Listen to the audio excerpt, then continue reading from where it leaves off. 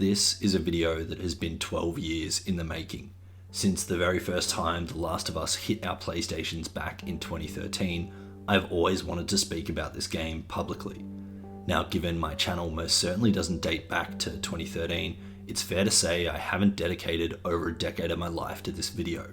But this is something I've always wanted to do, and I'd argue it's always been in the back of my mind. Over the past 12 years, I think I've booted up The Last of Us for one more dance at least every second year since release. But this time I thought, maybe it's time. Maybe I've spent long enough with this game. But what? Do I write a love letter? A nod to the moment it cracked open something in me I didn't even know was there? Or maybe a reflection on how it taught me more about pain, hope, and humanity than most stories ever have? Was it the story itself? The music, the stillness, the way the camera lingers just a second longer on the character's grief. Honestly, everything in this game could be talked about for hours, and much of it already has been. Search The Last of Us on YouTube and you'll find an ocean of breakdowns, analyses, essays, videos on every mechanic, moment, and metaphor. So what could I possibly add? None of them try to talk about it all. Not just the highs, not just the heartbreaks, but the full experience. The mechanics, the meaning, the music, the philosophy, the flaws, the moments that hit you in the gut and the ones that sneak up on you days later. The moments of absolute nonsense and bullshit to the moments that are etched into your brain for years to come. Everything this game got right, and everything it got wrong. So this is my attempt to do just that. To bring it all together, to give The Last of Us the tribute it deserves. Because when I think of The Last of Us, I don't just think of a great game. I think of the game, the one that changed how I saw this entire medium. A game that proved video games could be art, not just entertainment, but experiences. A creative canvas, not just for play, but for storytelling so vivid, so human, it sits with you long after the credits roll. And no, I didn't enjoy it, in the traditional sense that is. I stressed over it, I cried over it, I mourned the characters like I'd lost real people, and yet somehow I'm grateful for that because, like it did for millions of others, this game sparked something in me. So this isn't just a love letter, this is a retrospective of everything, The Last of Us Part I in its entirety. But to really understand why it landed the way it did, to understand how it became a cultural phenomenon, we have to go back, way back, because if it weren't for the timing of the release of The Last of Us, I doubt it would have been as culturally impactful. In the early 2000s, the beginning of modern gaming culture, Halo Combat Evolved, The Elder Scrolls Oblivion, Crash Bandicoot, Half-Life 2, World of Warcraft. Back then, games were simple. Fun, replayability, and high scores were the focus. You'd pour hundreds of hours into a single title. But something was shifting. As more and more games hit the market, a trend was beginning to form. It's 2012, Heavy Rain and Red Dead Redemption release. The gamer demographic is getting older. Not old, just older. And with that comes a growing hunger for games with maturity. Gamers aren't chasing scores anymore. They're chasing experiences. Spec Ops The Line and Journey release. These weren't just games to play, they were experiences to feel. Stories to live through. The industry was shifting. Gameplay still mattered, sure, but now narrative was stepping into the spotlight. So what does any of this have to do with Joel and Ellie? Well, alongside all of these iconic titles came a hugely popular genre, zombies. And zombies were in. The Project Zomboid Alpha in 2011, State of Decay in 2013, the DayZ mod for Arma 2 in 2013, COD Black Ops Zombies in 2012. Everyone was obsessed with the apocalypse. But why? Because by the late 2000s, global anxiety was peaking. Terrorism, climate change, financial crashes, pandemics like the H1N1. People were stressed. Zombies became a metaphor, a symbol of societal collapse, of loss of control, losing identity, losing safety. It wasn't just fiction anymore, it felt real. That overwhelming dread, being outnumbered, always on edge, It mirrored the mood of the world dealing with the instability. Hell, people thought the world was going to end in 2012. It was a wild time. And it wasn't just gaming culture that jumped on the hype. Movies were in on it too. I Am Legend, Zombieland, 2009, and of course, while it's not a movie, the cultural titan that is The Walking Dead, which debuted in 2010. Zombies were everywhere. So now take the apocalyptic trend, mix it with the rise of mature story-driven games, and boom, you start to see how perfectly timed The Last of Us really was. Naughty Dog couldn't have dropped it at a better moment. The game was an instant classic. Critics scored it the same way I'd score Tifa, 10 out of 10. IGN, Eurogamer, Game Informer, just a flood of perfect reviews. We know it's a great game, but why? What is it about The Last of Us that keeps us coming back more than a decade later? Well, that's all the background. That's how we got here. A game so influential, it's had multiple remakes, a sequel, and now a TV show. Which brings us to The Last of Us Part I, the focus of this video. As for the differences, this and the original, they're pretty minuscule. It's what you'd expect, a visual overhaul of an already beautiful game, better AI, improved gameplay tweaks, and more accessibility features. But it does leave some moments in the game out, either down to restraints or what I think is more likely to have happened, that they actually just forgot it was even in the original game. Yes, I played through the original after my 5 playthroughs of Part 1, but I'm not here to do a side-by-side comparison. I don't want to count pixels. I'm here to talk about The Last of Us Part 1 as a whole. Just like in my Dragon's Dogma and Stellar Blade videos, I'll walk through everything chapter by chapter, plus mechanics, plus the DLC. You can use the description to jump between parts or just to help you remember where you're up to. So this is my retrospective of the entirety of The Last of Us Part 1.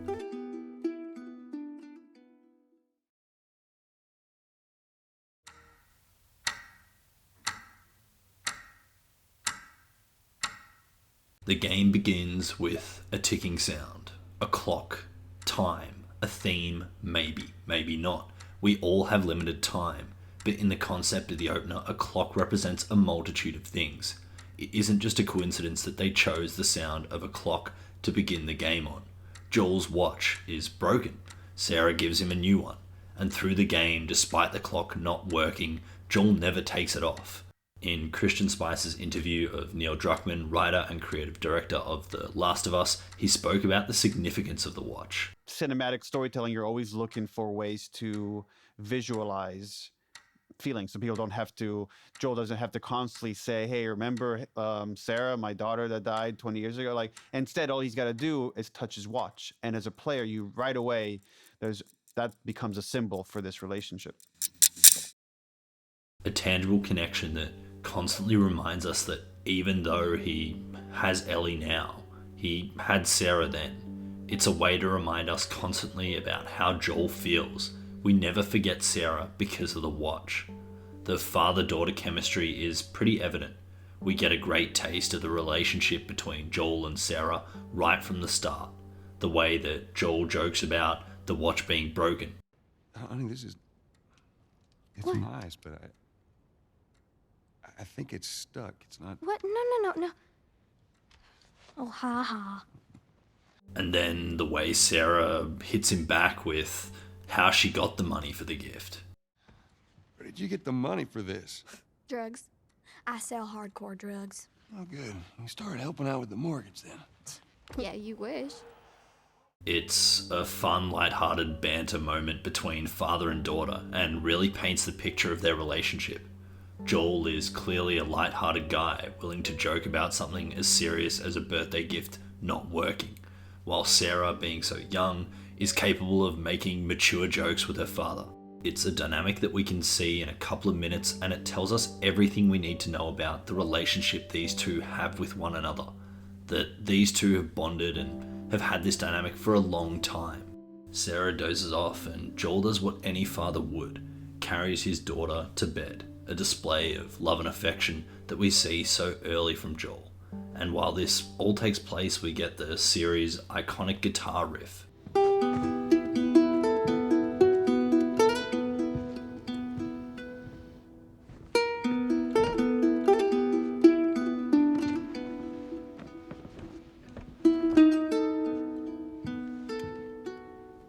Bye, baby girl.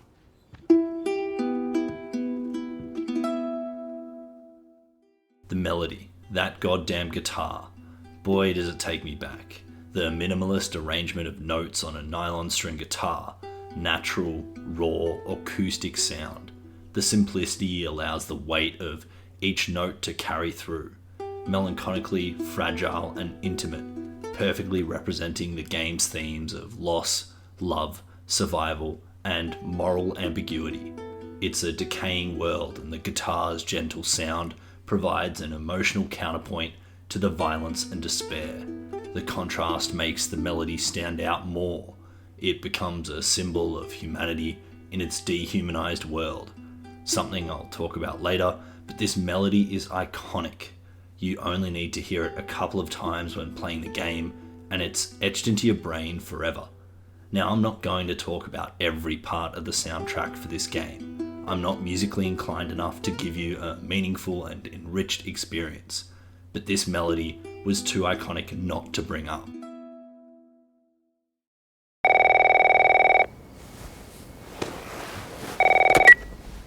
Woken from our sleep, we can hear it in Tommy's voice, and from the abrupt cutoff. Something isn't right.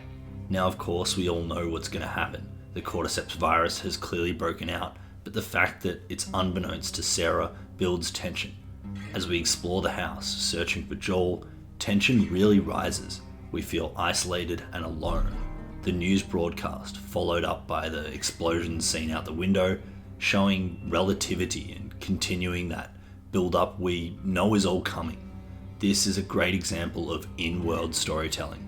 Rather than showing this through cutscenes like most games would, The Last of Us seeks to keep us completely immersed in the experience of being Sarah in this situation. Not forcing us to watch the TV, but rather drawing us to it, like a moth to flame. It grabs our attention and it makes it feel real. While a cutscene would do the same thing, having the player lose control detaches us from the experience, detaches us from being Sarah in this situation. By showing us through the control of Sarah, we get a real sense of the vulnerability felt in this moment. Sarah, rightfully so, is more and more panicked, wondering where her father has gone. Dad? Dad? Walking downstairs to a silent room, the sound of the dog squealing, and Joel rushing in through the back door, you can hear it in his voice. Sarah, are you okay? Yeah? He's panicked, and well, so are you. This is a moment that the tension has been building to, as Jimmy bangs on the back door window, leaving bloody marks before bursting through the door. It's funny that just moments ago I was praising the game for its world storytelling. Now it's pulled us into a cutscene. But the difference here is, well, it's actually shot from over the shoulder of Sarah anyway. Although we don't have control of Sarah, it's still seen from the same perspective we would have had from her anyway. We see Joel kill an infected Jimmy. Then the perspective breaks, and now we get to see the facial expressions of both Joel and Sarah. Naughty Dog really did make magic happen. The level of facial expressions and facial detail in this game is phenomenal. I can't tell you how much ahead of every game ever this one was in the scenes of facial and emotional expressions. You can tell exactly how or what a character's feeling at every moment in this game, and it's no different here. In the same interview with the creative director Neil Druckmann, he shared that the opener of the game was actually going to be from Joel's perspective, at least the early stages of planning. Initially, the opening was you played as Joel, and you would go over your neighbor's house and see your neighbor get infected and have to do your first kill there as Joel, then come back to your house and get Sarah and be on your way. But the more we thought about it, it's like, one, it felt like, okay, I've kind of seen that before, So I was like, how do we make this interesting? Well, what if you saw everything through Sarah's eyes? And that became exciting because you're playing a much more innocent, not as capable person. So you feel the fear of the world kind of falling apart around you. She is the reason why Joel ends up the way he is when we're jumping into the future. I'm actually really glad they chose not to do this. Not because it's an opener we've done 100 times like he said, but because of us seeing this through Sarah's eyes, we get a real sense of fear, vulnerability that just wouldn't be felt to the same degree by Joel. We know Joel to be a pretty cutthroat guy, willing to do what he has to protect and survive. So playing as him, it would make it feel more okay, or we must do it or else. We're capable of defending ourselves as Joel. Whereas when playing as Sarah, it's like, holy fuck, what am I gonna do? What's gonna happen? Is this how I die? Is Joel gonna be able to protect me? The vulnerability and fear really seeps through. Tommy, Joel's brother, pulls up to the house and we get a moment of observation as we drive through the streets, heading in the direction of where we've been told is safety. The decisions by Joel to leave the family on the side of the road is the first glimpse into the character he is. He's willing to abandon others for his own gain, not his own safety, rather the safety of the ones he cares about most, Sarah. He isn't willing to forgo the risk associated of helping others, simply for the fact that it makes ensuring Sarah's safety more difficult. As they head into town, the cars are backed up and we see infected start to attack civilians. And in a panic, Tommy and Joel decide to take the back streets to avoid the chaos, leading us to a crash. Joel needing to carry Sarah and us being entirely defenseless while doing so. As we run through the streets, we see the virus's capabilities everywhere, people losing their lives everywhere. Everywhere we look. In world storytelling, we feel the rush, the urgency. This entire sequence through the town is integral to stepping up the Cordyceps virus as an actual threat to fear. The entire time controlling Joel is just frantic, desperate, and, well, to be honest, out of our control.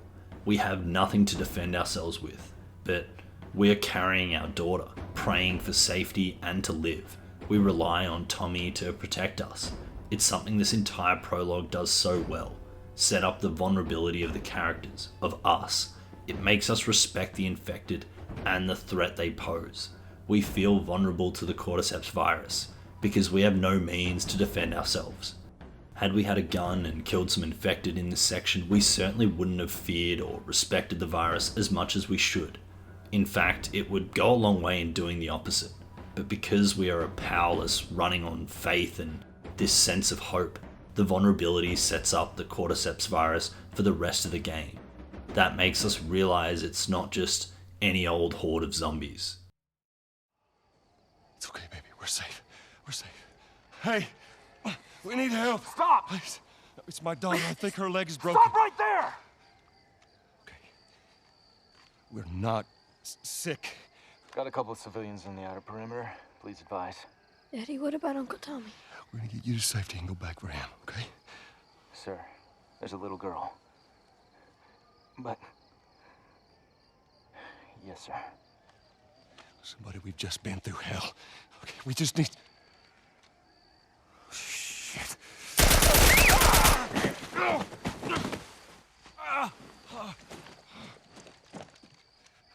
Please don't.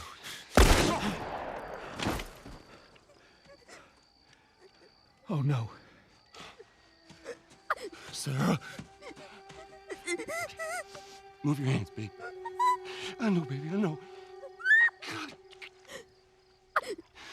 Listen to me. I know this hurts, baby. You're gonna be okay, baby. Stay with me. All right, I'm gonna pick you up. I know, baby. I know it hurts. Come on, baby. Please. I know, baby. I know. Sarah. Baby. Don't do this to me, baby. Don't do this to me, baby. I know. No. No. No, no, no. Please. Oh, God. Please. Please. Please don't. Please.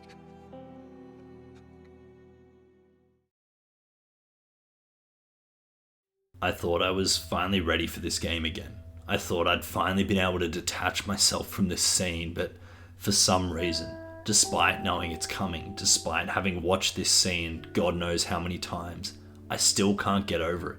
Can't fathom the pain, the loss, Despite only being in Joel's shoes for less than 20 minutes, you feel connected, because since the first scene of Joel and Sarah joking on the couch, you've felt that connection, that bond of father and daughter. I don't think many of us can even begin to comprehend the loss of our child in our very hands. Joel is literally holding Sarah as she dies, as she screams for help, as she wants to live.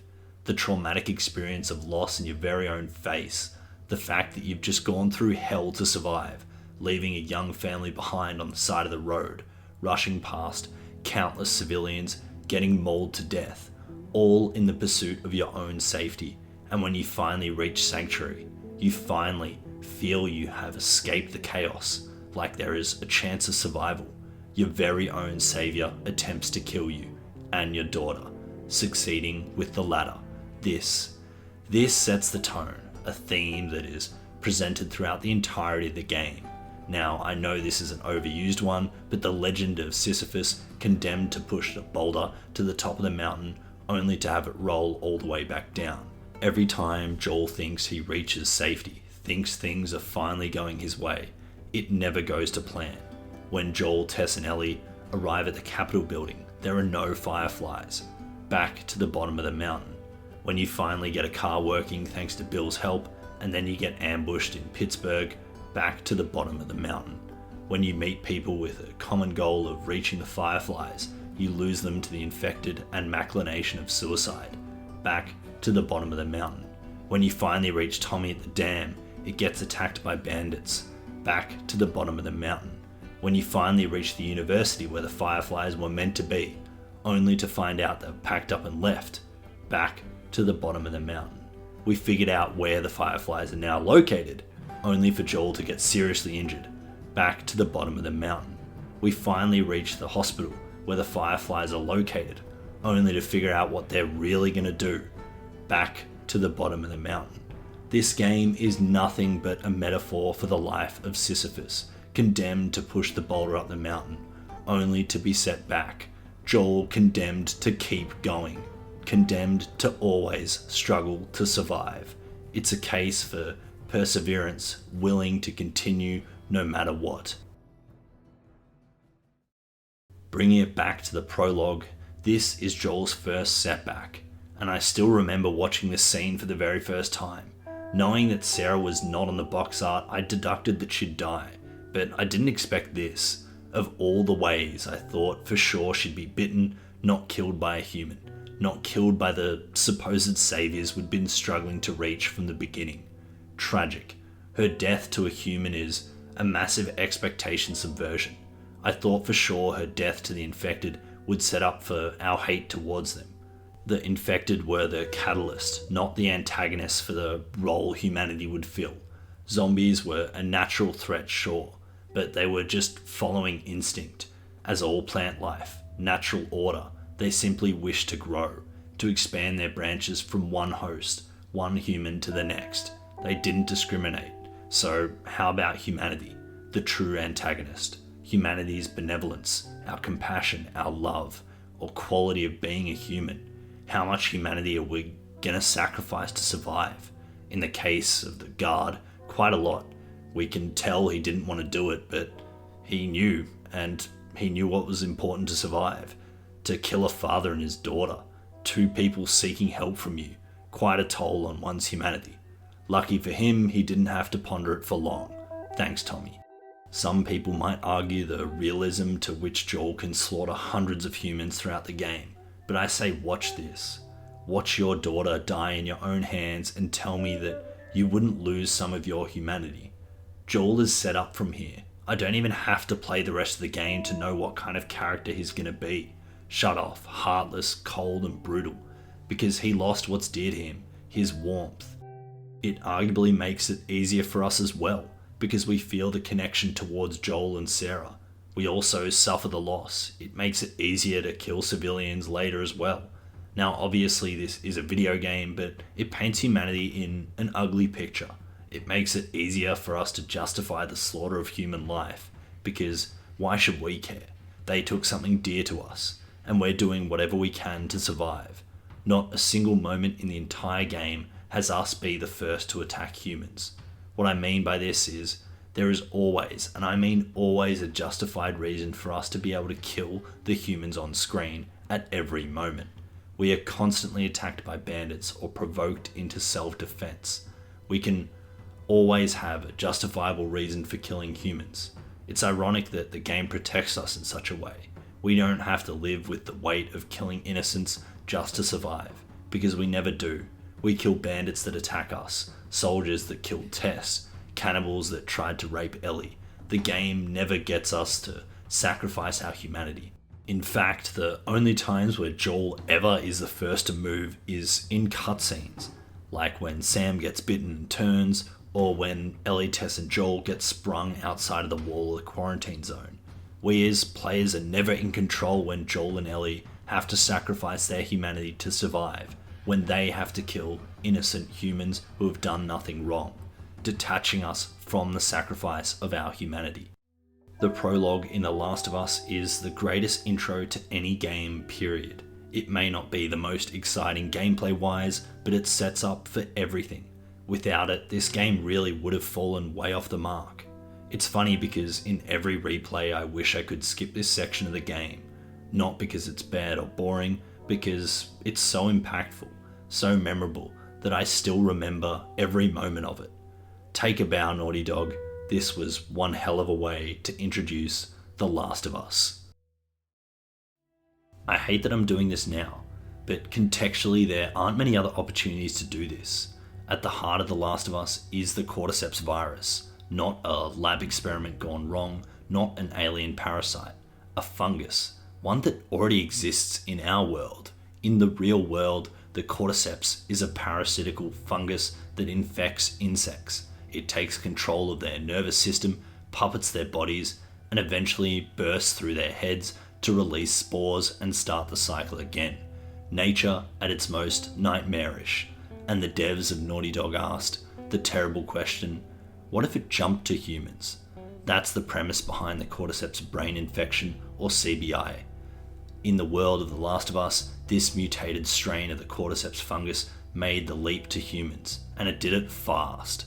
No incubation period, no warning, just a single bite or a single breath of spores, and the clock starts ticking.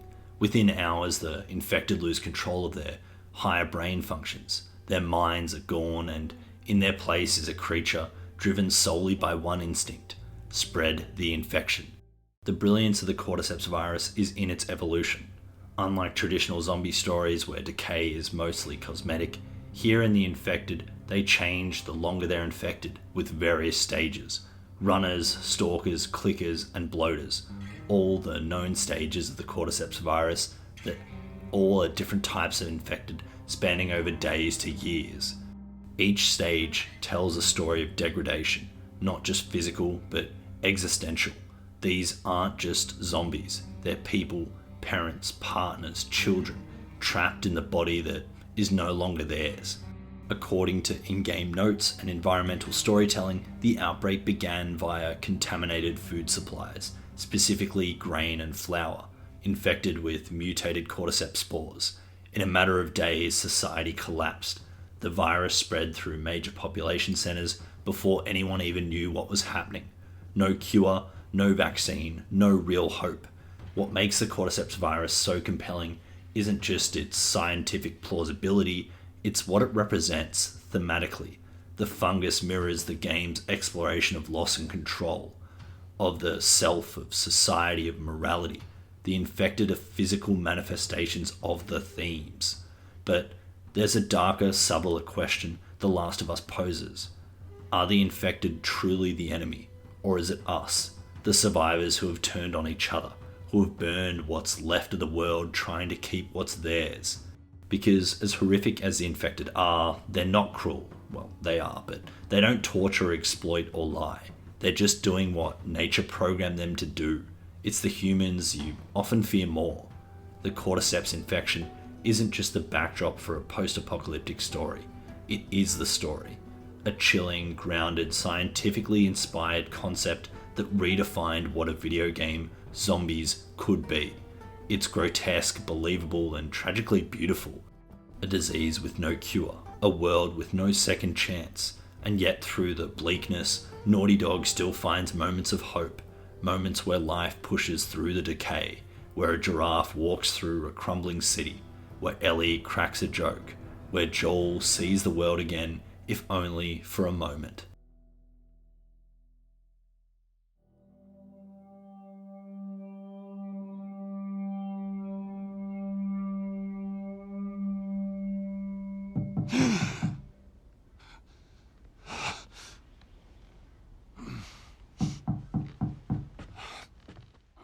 "20 years later." Wow, we're actually doing this. Not 5, not 10, 20 whole fucking years later. Naughty Dog, please give us a prequel set in this time of everything Joel does, Tommy and the Fireflies, Joel meeting Tess and the survival adventures they all go on. Please. Now we are introduced to Tess, Joel's associate. There is clearly a connection between these two, and they used to be or are more than just companions. We now have Robert to focus on though. He's sold our guns and we're after him to collect what he owes us. I've talked about it already, but at no point in this game are we harming humans without justifiable reasons. He screwed us. We're just getting payback after all. It makes it easier for us to bear the weight of killing humans. Our humanity is never in jeopardy. Sure, killing is still an inhumane action, but with justification, the humaneness can be obscure. The quarantine zone gives us the slice of life of what it's like to live 20 years after the outbreak. Ration cards, curfews, life is controlled. Freedom is few and far between.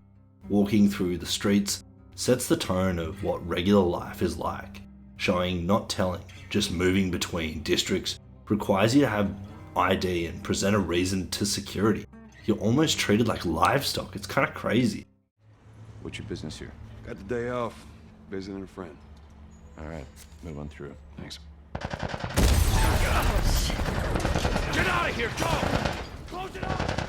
Fireflies! After the Fireflies attack the checkpoint, we're forced to go another way. Thankfully, Joel and Tess are smugglers and have their hidden routes throughout the city. It's amazing how the little details start to add up. Small comments and actions start to compile and be referenced later on. We can tell in these moments that Joel and Tess and, well, the whole smuggler network isn't an overnight operation. Everyone knows each other, knows the routes, knows the dangers. It's something that's been set up over a long period of time. We get world building through subtleties. I can't tell you the last game I played where world building was done so well through the small details. Following the smugglers' routes through the city, we are introduced to some core mechanics as well as further insight into the relationship that Joel and Tess have. Ladies first. Lady, you must be thinking of someone else. It's all relative. Banter like this really shows the connection that these two have, even after what just happened. The events at the checkpoint are just another day in the office. We get the real sense that these two are like glue, have been through thick and thin and are still together.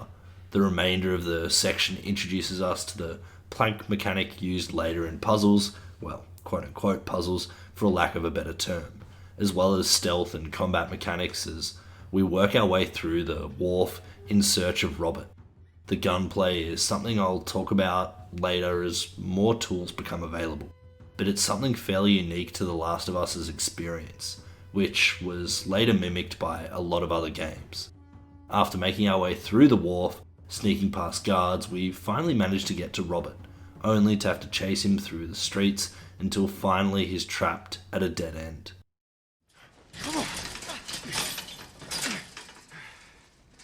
Well, hello, Robert.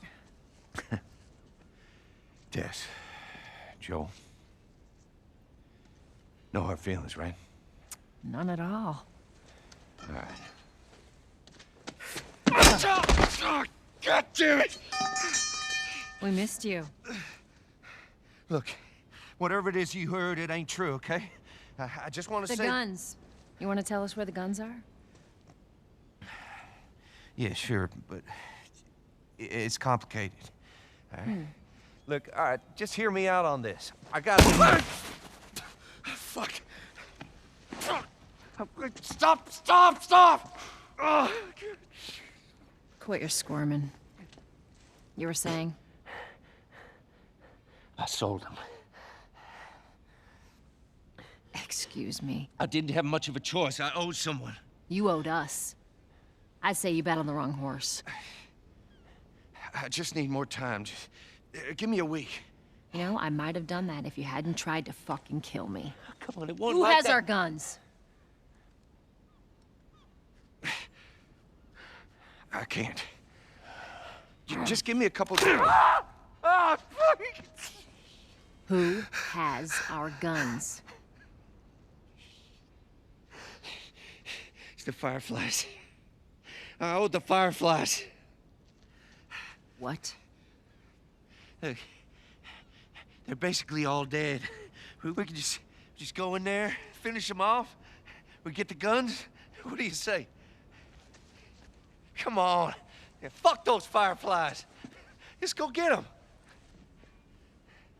That is a stupid idea.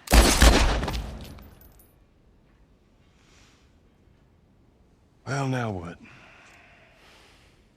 We go get our merchandise back. How? I don't know. We explain it to them. The fact that both Tess and Joel didn't hesitate, nor show any emotion to the death of Robert, is a testament to in-world building of what's happened in the past 20 years. The death of humans means very little. The humanity lost in killing someone is so insignificant that Joel moves on to the statement of, well, what now? Getting on with the day and spending no time reflecting on the fact that they've just killed someone. It's clear that in the 20 years since Sarah's death, humanity as a whole has learnt to numb out the pain, to ignore the loss of human life, as if it's been expected of a daily routine. Tess double tapping, yes, that's a COD zombie reference, just shows the certainty of death needed. No emotion, just make sure he's dead and we'll figure out the rest. Now granted that this is a specific case of Tess and Joel, and the likelihood of death and killing being present in the past 20 years, along with the demands of being a smuggler in a post-apocalyptic world, it's probably a normal day for them. But for us as the player, I'd hope not. Death is a cruel mistress. By immersing ourselves in Joel, we don't have to live with the burden of murder within the context of the game, or at least the weight of doing so is less prevalent. This world building continues to show us the character that Joel is, now, detached, emotionless, but that all begins to change. Marlene, Queen Firefly herself, the leader of the Resistance, is, well, in need of our help. Well, now what?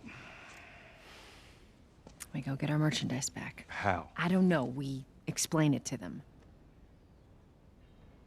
Look, let's just go find a Firefly. You won't have to look very far. There you go.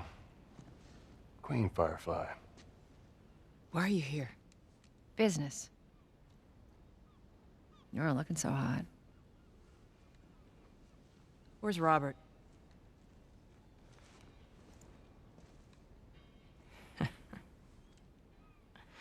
I needed him alive. The guns he gave you, they weren't his to sell. I want them back. Doesn't work like that, Tess. The hell it doesn't. I paid for those guns. You want them back? You're gonna have to earn them. How many cards are we talking about? I don't give a damn about ration cards. I need something smuggled out of the city. You do that, I'll give you your guns back, and then some. How do we know you got them? Well, I hear the military's been wiping you guys out. You're right about that. I'll show you the weapons. Search the area. Yes, sir. I gotta move. What's it gonna be? I want to see those guns. Follow me. Some of the greatest stories are arguably all just coincidental. Marlene looking for Robert shows up right after we kill him.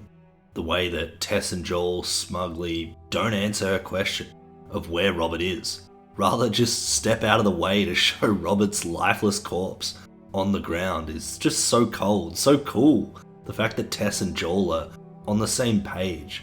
The fact that Tess and Joel know their position in this relationship, this partnership. Joel stands guard listening in and assessing while Tess does the talking, only for Joel to jump in and try and drive the deal back in their favour. The dynamic between Tess and Joel is the most prevalent here, and I love it. It's a testament to their bond, everything they've been through. You can tell they're partners and have been for a very long time. The section with Marlene is a bit of a weird one. I've always thought of it as a way to sympathise with the Fireflies, to connect with Marlene, the sacrifice, the fight against these oppressors, these controllers. Hang on, the military isn't really an oppressor when you think about it. Sure, there are strict curfews and tight rations, but the military is doing it all with the safety of the people in mind. So the Fireflies are technically terrorists? Yeah, I've never really been able to wrap my head around it. Sure, the military are painted badly and the Fireflies are made out to be the good guys, but when you stop to actually think about it, it's kind of the other way around. Of course, there is an argument that it's military dictatorship and no freedom is given to the civilians, but from what it looks like, at least in the opening moments, people are pretty free to do what they like. I guess it's a testament to how other developers at Naughty Dog were able to ensure we never really chose a side. We really tried not to have heroes and villains, to show everything is about perspective. Neil goes on to talk about how the Fireflies' perspective of themselves is as freedom fighters, but to Tess and Joel it's an opportunity. I think this is worth bringing up because this is clearly how Joel has survived the last 20 years. Bartering and leveraging tools. The weapons that Robert stole were meant to be a tool for Jess and Joel to leverage in order to survive. So the obligation to go with Marlene is kind of out of survival. They see this as an opportunity that not only to get their survival insurance back, the guns, but also to create another leverage, this time on the Fireflies, by doing this for Marlene. Nevertheless though, the time with Marlene, avoiding or fighting the military, builds a connection to the Fireflies which, on a surface level, helps us sympathise with their cause, their blight, but also makes the goal of reaching them later more ideal. After this section, we finally arrive at, well, Ellie, our first taste of Ellie as a character, immediately willing to risk her life for a friend, for Marlene. She's a child of action. By attacking Joel, all because she thought we were trying to hurt Marlene, it's a great decision to give Ellie this scrappy yet impulsive vibe to her. We immediately understand what kind of person she is. One scene is all it takes to establish what many games struggle to do over an entire playthrough. She's straight to action. Thankfully, Marlene calms her down and we can see the base of their connection that they have. How dependent Ellie is on Marlene, not wanting to leave her. After some short back and forth between both parties, Tess agrees to smuggle Ellie to the Capitol building, only if she can verify the guns first, and we get treated to the first of many Joel and Ellie gems. I want Joel to watch over her. Whoa, I don't think that's the best Ellie. idea. Him? Had Marlene told Joel what the cargo was back at Robert's body, Joel would have never made it this far. He'd never have accepted the deal. The fact that Marlene kept it secret kind of alludes to the fact that she knows a little about Joel's past, about what he's lost, knowing there is no way he'd accept to smuggle a child of similar age to his daughter, because of the obvious memories that would be brought back. It's not that he doesn't like children, it's just the fact that he doesn't want to have to deal with the memories. He doesn't want to have to face his past of losing his child in his very own hands, of her screaming to be saved and him being powerless to do anything. It's truly a moment that'd destroy any parent. So the correlation between a child that age and his daughter is simply something that he's not ready to face. I liked this scene simply because both Joel and Ellie are entirely against the idea. The way that they both immediately jump in over the top of each other, rejecting the notion. This mirror effect of both of them being left behind by their partner. Tess to Joel and Ellie left by Marlene. We can see the similarities in the way they feel, like they're being tossed aside while Tess and Marlene conduct business. It's the first glimpse at their chemistry despite not knowing it yet. The section in the streets isn't really worth mentioning. There's some more world building through contextualization of the curfew and the quarantine zone, while also providing a little insight into Ellie. You're friends with the leader of the Fireflies. What are you, like 12? She knew my mom, and she's been looking after me. And I'm 14. Not that that has anything to do with anything. So where are your parents? Where are anyone's parents? They've been gone a long, long time. So instead of just staying in school, you decide to run up and join the Fireflies, is that it? Look, I'm not supposed to tell you why you're smuggling me, if that's what you're getting at. You wanna know the best thing about my job? I don't gotta know why. Be honest with you, I give two shits what you're up to. Well, great. Good. But this section acts as a gameplay breakup. This is something you'll certainly see throughout every chapter in the game. We've just gone from this high intensity stealth and fighting section of catching and killing Robert to sneaking past and fighting the military, to finally get a breather, allowing us to relax alongside Joel. Pacing is crucial, especially in a game like this where the stakes are as high as they are, and there are also a lot of emotionally intense moments, not just action-packed gameplay. It's the subtle moments like this that allow us to relax a little and get to know the characters more. Once arriving at the safe house, we get the throwaway comment from Ellie. Your watch is broken. Which allows us to correlate the fact that Joel is still wearing Sarah's present, despite the fact that it has a bullet hole through it. It's a nice touch because up until this point, the watch was the last thing on my mind. But now, like I've already mentioned, it allows us to remember that wherever Joel goes, he carries Sarah with him. It's a physical representation of Joel never letting her memory go. I hate bad dreams. Yeah, me too.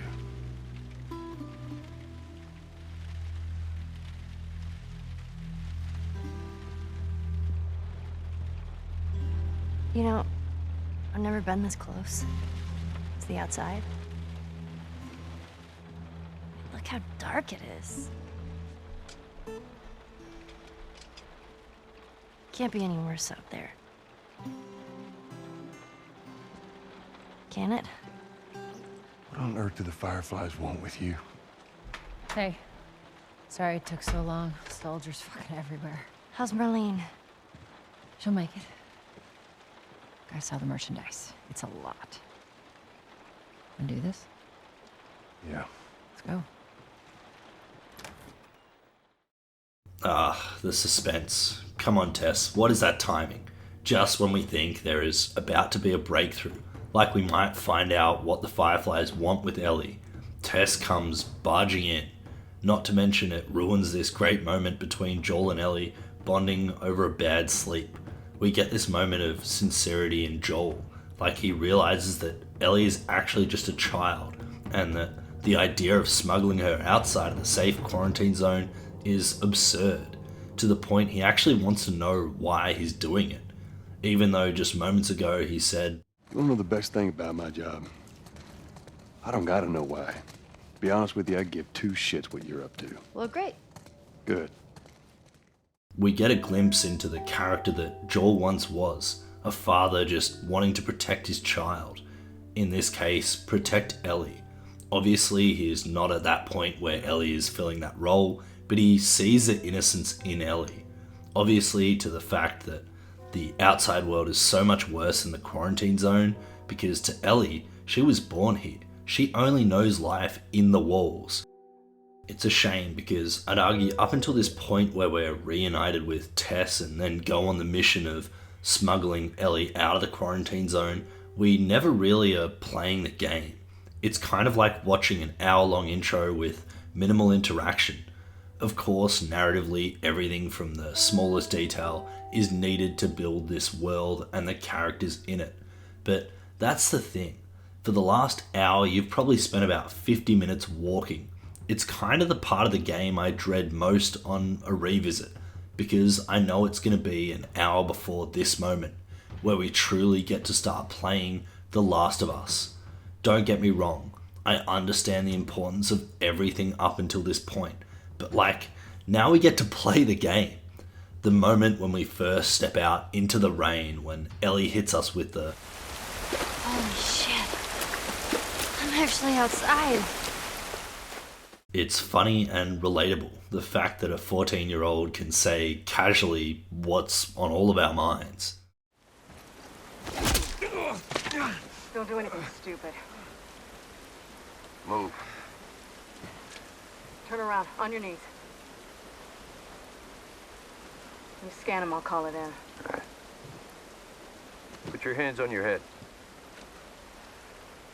This is Ramirez at Sector 12, requesting pickup for 3 stragglers. Understood. Look the other way. We can make this worth your while. Shut up. Tired of this shit. What's the ETA? Couple minutes.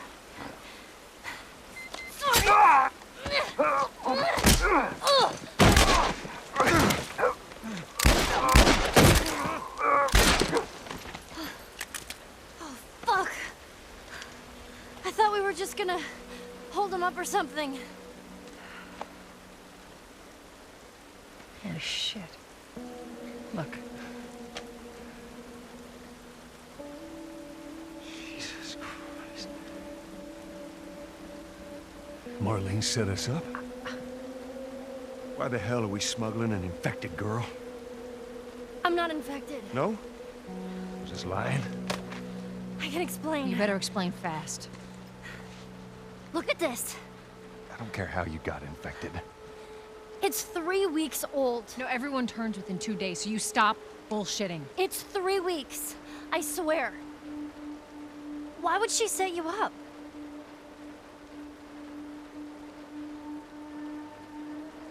I ain't buying it. Oh, shit. Tess, run. Run! Go! Go! Move!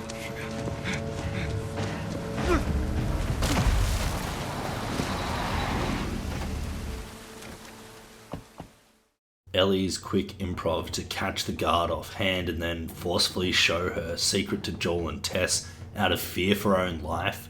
We know the why, or at least part of it. But it's funny because Tess and Joel don't seem to be completely buying it. Rather, the statement of why would Marlene set us up seems to be more of a convincing argument. A small little detail here is actually Joel yelling, Tess, run. Run! Go! Go! Move! like he hasn't made up his mind about Ellie and doesn't care if she makes it or not. His main concern is Tess's safety here, while at least Tess shows some human compassion and gets Ellie out of there. We then have a section where we're evading the military and sneaking through the ruined streets, which absolutely looks stunning. The sound design of the rain and the way the lighting looks here is just phenomenal. I know I'm talking about one of the best looking games in history, but I just thought I'd chuck in a quick reminder.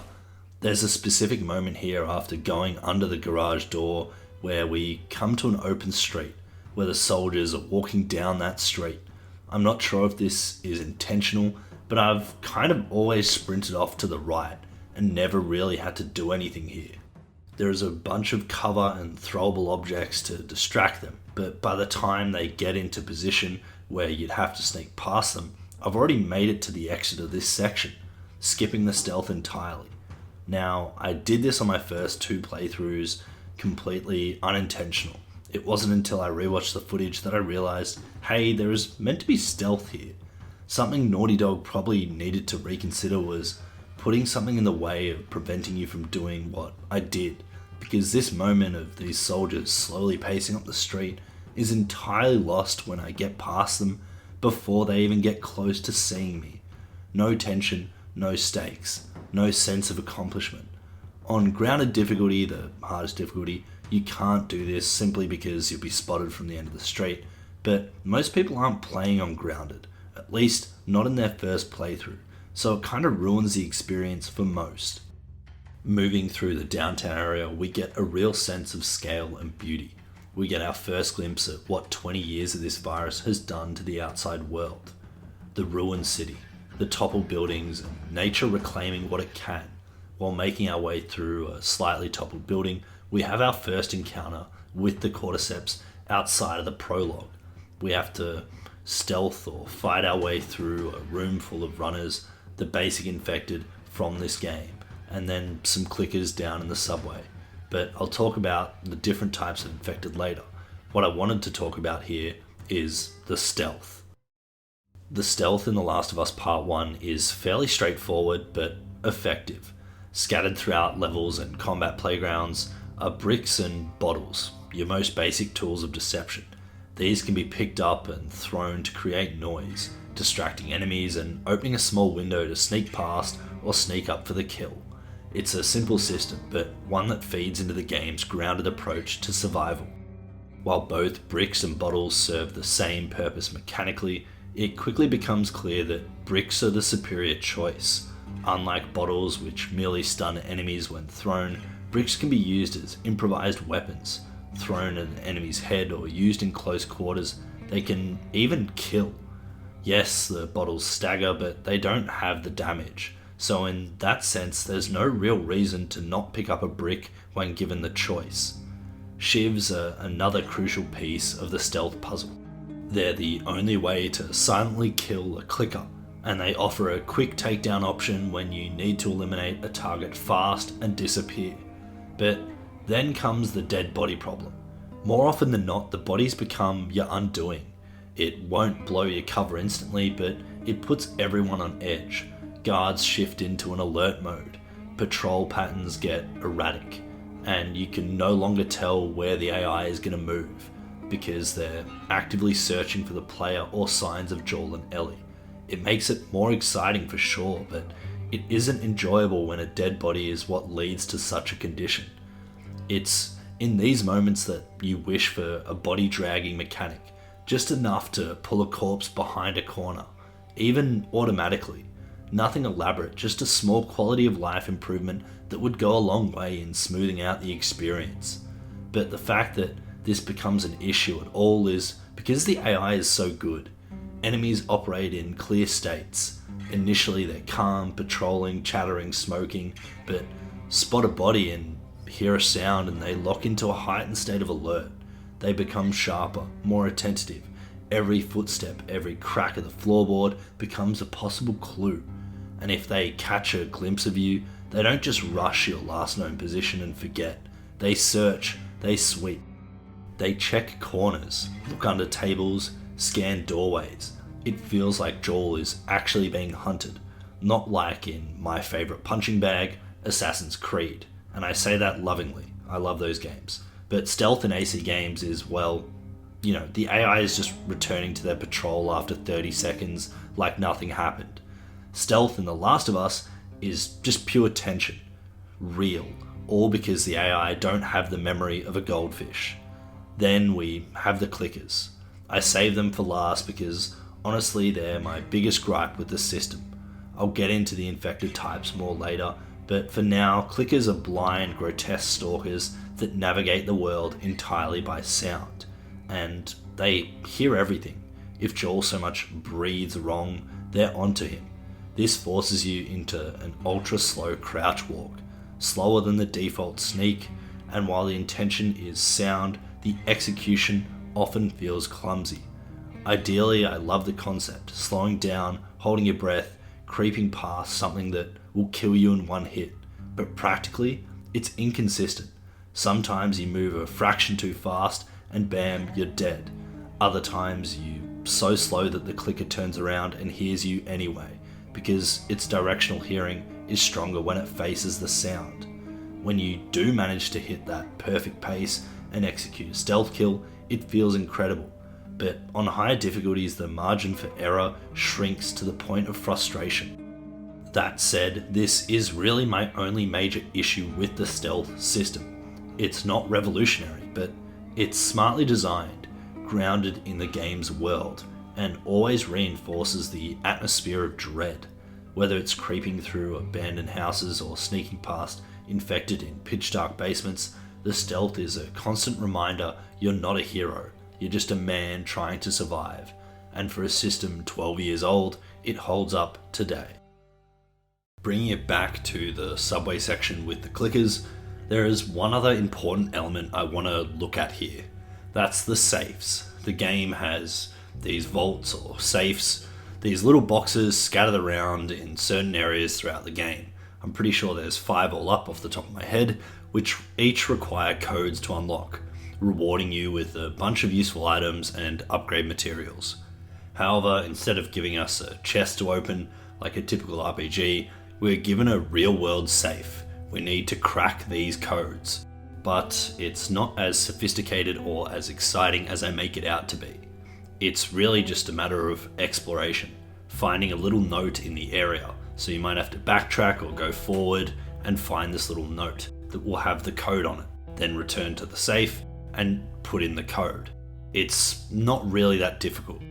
The notes are always located in the same semi-open world space as the safe. So what's good about this first section is that the player is likely to discover the note first in the general store, as it's the safest route for the player to take.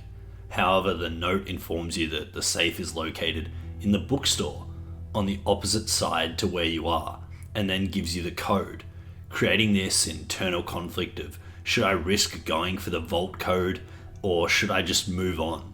Have I got enough resources to handle this situation? All these clickers, should it go wrong?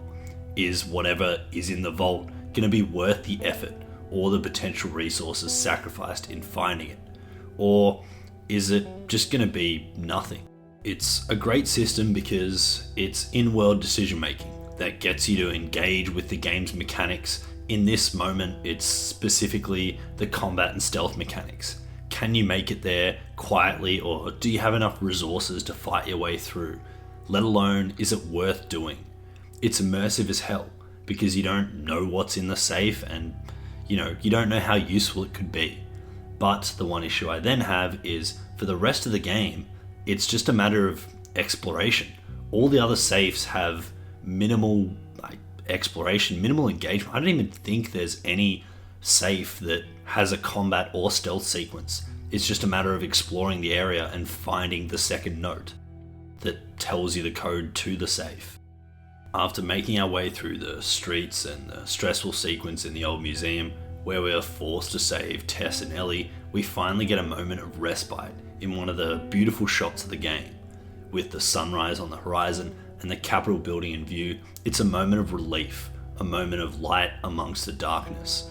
Another example of Last of Us pacing, the moment of calm before the storm. So is that everything you hoped for? Jury's still out. But man, can't deny that view. Come on, this way. Man, that look from Joel.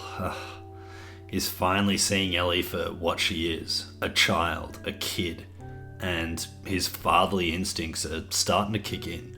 You know he has so much going on, so much in his head right now. It's... Hey, let's pick it up.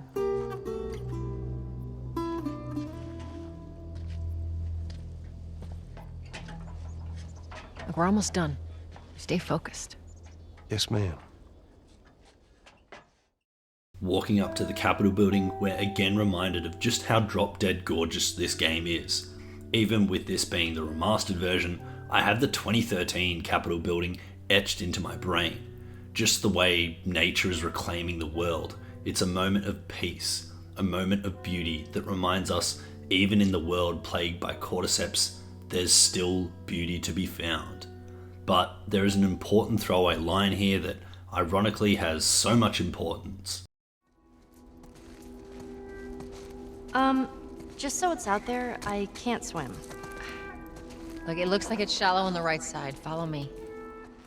Yeah, this is the first time we get this piece of information, which actually doesn't make much of a difference, but it's a moment where you can go, oh hey, the developers were thinking about everything when they made this game. Later on, when we get our first water puzzle, that's when, well, Ellie tells us she can't swim. It's small details like this, Even though the water out front of the Capitol building isn't deep enough for Ellie to have to swim, it's a nice little subtle detail that, for the keen eye, well, keen listeners, builds on Ellie's character, because of course she can't swim. She was born in the quarantine zone. It's not like swimming pools were a commodity, or at least ones that don't look like a swamp. But all the beauties of the Capitol building and subtleties of the details couldn't prepare me for what came next. No. No, no, no. What happens now? What are you doing, Tess? Oh, God. Maybe they had a map or something to tell us where they were going. How far are we gonna take As far as it needs to go. Where was this lab of theirs? Oh, she never said. She only mentioned that it was someplace out west. What are we doing here? This is not us. What do you know about us? About me? I know that you are smarter than this. Really? Guess what? We're shitty people, Joel. It's been that way for a long time. No, we are survivors. This is our chance. It is over, Tess! Now, we tried. Let's just go home. I'm not going anywhere. This is my last stop. What? Our luck had to run out sooner or later. You going on? No, don't! Don't touch me. Holy shit. She's infected. Joel, Let me see. I didn't mean for this. Show it to me. Oh, Christ. Oops, right? Give me your arm. This was 3 weeks. I was bitten an hour ago, and it's already worse. This is fucking real, Joel. You've got to get this girl to Tommy's. He used to run with this crew. He'll know where to go. No. That was your crusade. I am not doing that. Yes, you are. Look. There's enough here that you have to feel some sort of obligation to me, so you get her to Tommy's.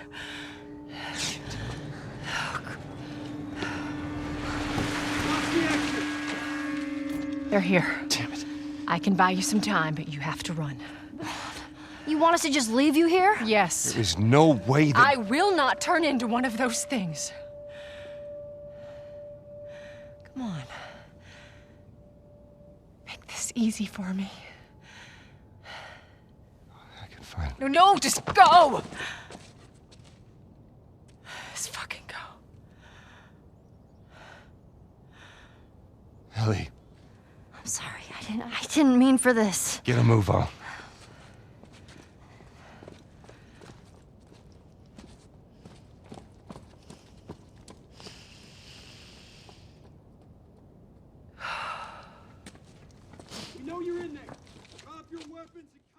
This hit so hard. Tess denied her chance at redemption. This was meant to be her moment. The moment in her mind where she could wipe her guilty conscience away and just live with the fact that even though she was a smuggler and had done so much wrong, she had at least had something to redeem her, helping Ellie reach the Fireflies. The fact that she got bitten and thought that she could at least hold out until we get Ellie to safety, only to find out that that safety of the Fireflies didn't exist. Dead, just like she knew she would be. The panic in her voice. Maybe they had a map or something to tell us where they were going. How far are we gonna take As this? far as it needs to go. I love that Ellie notices this before Joel. She's seen it before. She's lived it. The moment of panic after being bitten is something Ellie herself has experienced. She relates, and that's how she's able to tell before Joel, despite years and years of them working together. But damn, Joel's reaction here is so cold. Tess flipping the script on Joel. If not for Ellie, for her. A dying wish for someone he treasures, respects. Tess clearly knows Joel more than anyone. She knows his vulnerabilities more than even he does. She plays him. She makes him realize just how important all of this is. Her sacrifice. In a way, her redemption lies on his shoulders. And for one reason or another, Joel is willing to bear it. The weight of this scene is always fantastic. The fact that we never really get to see Tess die either. We hear the gunshots and the sounds, and then later we see a lifeless corpse. We don't have to witness the moment of a bullet actually killing her. What I really don't understand and, like about this section is how the military knew we were here, and also knew there were more of us. Were they tracking us the entire time? Surely that's impossible given the route we just took to get here, let alone the fact that if we rewind to right after we emerge from the alleyway before the Capitol building, there are 3 concrete blockades in front of the gate. Where did the truck come from? It clearly comes from this direction. I speak about the small details, but this is a moment where they miss the chance. In fact, it's a moment where my disbelief ruins the experience. It unimmerses me. I understand the importance of the military turning up when they did for a narrative standpoint, but that doesn't excuse the fact that you can just say something happens because you want it to happen. Fucking bullshit, I say. Where's the how? Well, that is the how, because the developers said so. The why? Well, why should I know? How they tracked us to the Capitol building. Or maybe they were the soldiers who killed the Fireflies in the Capitol building and were staking the place out to see if any more would return. I sure would love to know why. Believability in this game is so often done superbly that I have to nitpick the game's moments where it isn't, because I genuinely don't know why or how this took place. Tess getting bitten, I knew, because chances are it happened in the museum. I don't need to be told that because I'm shown it. Show me how the military got here, how they found us. Maybe have a note lying around, reporting regular patrols, or maybe have one of them that spotted us enter or something. It just is assumed that there are more people than just Tess in the building. Apart from getting our hands on the hunting rifle, the Capitol building doesn't really have any notable moments. The level design is diverse enough that you can get through here using stealth only, and should you mess up or get sick of it, you can go loud as well. This section then connects to the subway system, where we get our first Ellie can't swim puzzle, which is, less of a puzzle and rather just get this floating piece of wood to Ellie so she can cross from one side to the other. There isn't a lot of thought here, or, in the rest of the game, because it's all the same. It's just a matter of finding the piece of wood. The pallet. It's a cool idea at first, until you have to do it a few different times. It really doesn't get any better. I would have been more interested if they inserted a different puzzle mechanic into each of the other moments throughout the game, to keep things from feeling the same. The most simplest idea that I can think of is just having a way of raising or lowering the water levels to then allow Ellie to jump on the pallet at different heights. That's just something I thought of just then. Making it past the flooded section, we finally make it out into the woods. The sunlight, the birds chirping, the squirrel, harmony, the beauty of the place untouched by the cordyceps. We get some really in-world world building here. Ellie interacts with actual real-world fireflies, and it's fun. Whoa, look. Fireflies. I mean, real fireflies. Yeah, I see that. We get a reminder that, hey, Ellie is just a kid. Yeah, this is a fucked up world and she certainly acts tough. She's just a kid though. The fantastic thing about in-world world building is you can ignore it, miss it, or engage with it to your heart's content. These moments could have been cutscenes, but they're not. They're moments that let us decide how much we want to engage with the world at specific moments. Credit to the devs for doing this. Options are something we take for granted, but I appreciate the freedom of choice here. It's moments like these before we arrive at Bill's town that sets the tone for visual storytelling in The Last of Us. From the very beginning, it's clear that the world designers had a singular goal: to create a world that's as breathtakingly beautiful as it is emotionally devastating. In a setting defined by decay, loss, and violence, the visuals offer a kind of escape, a reminder that even in a broken world, beauty endures. What makes it so impactful is the delicate balance Naughty Dog struck between realism and artistry. They didn't just let nature take over the cities in a purely scientific way. They made creative choices to highlight the poetic contrast of a ruined world wrapped in a natural beauty. Abandoned highways swallowed by grass, trees bursting through the cracks of forgotten buildings, sunlight piercing through the dust of collapsed ceilings. It's grounded but stylized, just enough to make you stop and stare. And you will stop and stare, constantly. There are so many moments where the game lets you take in the world, silently pause, where the only thing to do is look out over a ruined skyline or a flooded boulevard overtaken by greenery.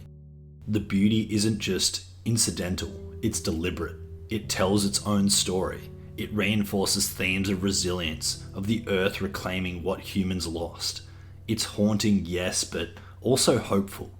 In fact, the world is so compelling that I can't help but wish Naughty Dog would go all in and do an open world Last of Us game. Let me explore every inch of this world. Let me wander the empty towns, the crumbling suburbs, the forests swallowing old freeways. I want to live with this visual storytelling, not just move through it in a linear path. Now I admit I'm getting a little bit sidetracked here, but can you blame me? We all have eyes. And as someone trying to critique this game seriously, I did feel like a fraud if I didn't take a moment to say this is one of the most visually cohesive and emotionally resonant game worlds ever designed. It may not have a dozen biomes or the scale of an open world RPG, but it doesn't need to. What it does perfectly. Every corner of this game feels considered, atmospheric, and true to the world it's building. Bill's Town's probably the first instance of the game opening up and allowing us to actually explore a semi-linear area. What I mean by this is it's obviously not as open world, but within a linear space there is plenty of secrets and tools that really can assist you on your journey. Linear exploration is one of those things in a narrative-driven game that really has become a staple, and it certainly adds a lot of value here. What I like about this section is that there is a growing sense of tension as you get further and further into the town, the signs telling you to stay away and keep out, the fact that the more and more of the town looks recently inhabited as you get closer to the center. It's great level design. You get more and more cautious, more and more on edge, and then it happens. The rug literally pulled from your feet, flung upside down, roles reversed, roles flipped upside down. Okay, that doesn't quite work. But all of a sudden, Joel needs Ellie. Ellie's forced to step up to help get him out of this trap, while we are forced to just dangle there helplessly. This is a roller coaster shooting moment if I've ever seen one. Unable to move, we are at the mercy of our aim, and on controller, quite frankly, I was arse.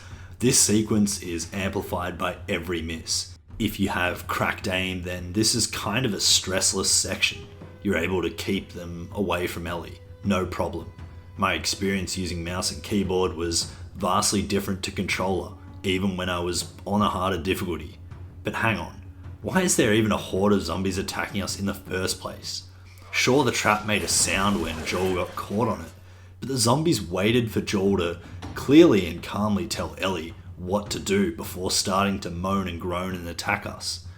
For argument's sake, you could say that these zombies are further away and would have had to run there, but the trap is slammed on a wooden chair. It barely makes a sound that could, be heard from more than 30 meters away, and even then I think it's a bit of a stretch. Clickers I can understand, but the runners, they don't even have enhanced hearing. Not to mention the fact that we've just triggered 3 or 4 tripwire explosions before we got here. Oh, shit. And these are twice as loud, yet we get no acknowledgement from the Cordyceps Virus at all. When Ellie finally gets us down, we're then helped out by Bill, and after escaping the horde, he handcuffs Ellie and checks Joel just before Ellie manages to break free and hit him with the pipe she's handcuffed to. Bill is everything Joel had alluded to. He is overly cautious and immediately wants to be in control of the situation, and he checks for bites. He immediately berates us, and this is the first instance of Joel and Ellie standing up for each other. Ellie is defended by Joel, and then Ellie is also the smartass little girl that we love. Huh? Yeah, sure, Joel. Go ahead. Take my card. Take all my food, too, while you're at it. By the looks of it, you could lose some of that food. Listen to me, you little shit. No, fuck you! You handcuffed me! I need you to shut up. It's funny, and after the stress we as players have just gone through, it really is a quick turnaround into giving us a light-hearted moment, which is then quickly cut back into the reality when Tess is brought up. Because of course Bill has no idea what happened to her and wants to know why on earth this job would be taken by Joel. He then brings up Sarah, unintentionally of course, but quickly realizes how his words have been interpreted. It gives you this feeling that Bill is actually a nice guy. He's sensitive, controlling, and most certainly cautious. But the way some of his lines are delivered, he's a smartass too. But above all this, it shows us what it's like to survive outside of the walls. And on your own. In many instances, Joel is very similar to Bill. Ever since he lost Sarah, he's had no emotional attachment. He doesn't trust anyone, relied only on himself. Bill is the personification of Joel's beliefs, which Ellie is obviously challenging throughout the game. It's amazing how interconnected this all is, and it most certainly was a deliberate decision by the developers to have Bill like this, a lone survivor that reflected Joel's beliefs of what is necessary to survive. The sequence leading up to the school is a clicker-infested cemetery and a couple of houses that you ideally need to stealthily navigate. On hard difficulties, this can be a pretty tough section, especially if you're trying to get your hands on all the loot available. It's this weird blend of linear space into a slightly non-linear space and back into a linear space again that The Last of Us does a lot of. The level design is primarily divided into either linear or semi-linear spaces. Linear spaces are usually the levels where you have a firm direction you can head, and there is little deviation from the main path except, say, a single room or two to the side, whereas the semi-linear spaces are when you get a few different houses and places to explore while still heading in the determined direction. What's good about these linear spaces is that there is less freedom given to us as players, and usually an intended way to need to approach the section. Take the cemetery as a prime example. You get the shotgun from Bill right before a cemetery full of clickers where one wrong move will have a horde of clickers coming after you. It's suggestive level design. Even if you make it through the clickers stealthily, you don't have to wait long to use the shotgun against the runners outside the school. The level design strongly suggests ways to deal with the linear sections in the game. The game wants you to fuck up and then have to use the shotgun to kill the clickers, but it also doesn't say that you have to. If you're good enough to make it through and get to save the shotgun, you can use it later. It's why some of the best moments are as tense as they are.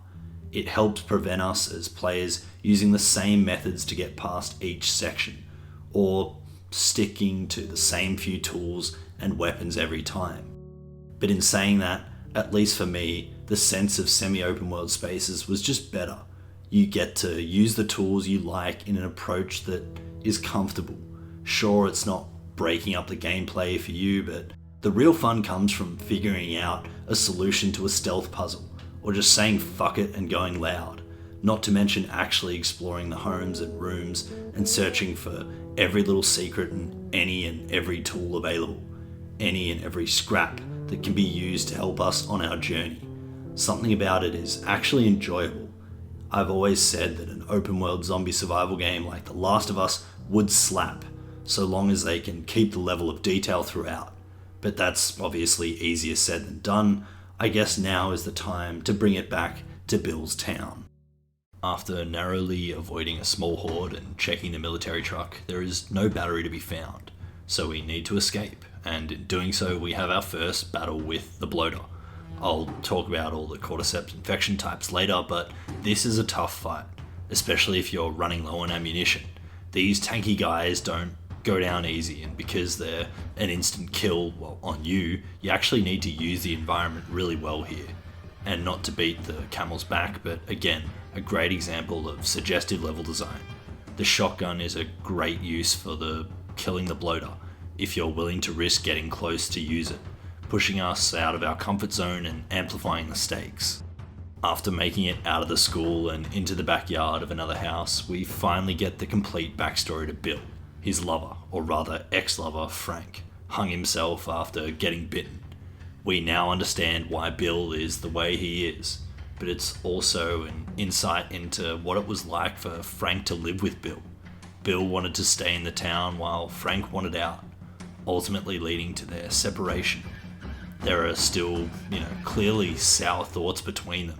We see the vulnerability and softness of Bill here. He's got bites.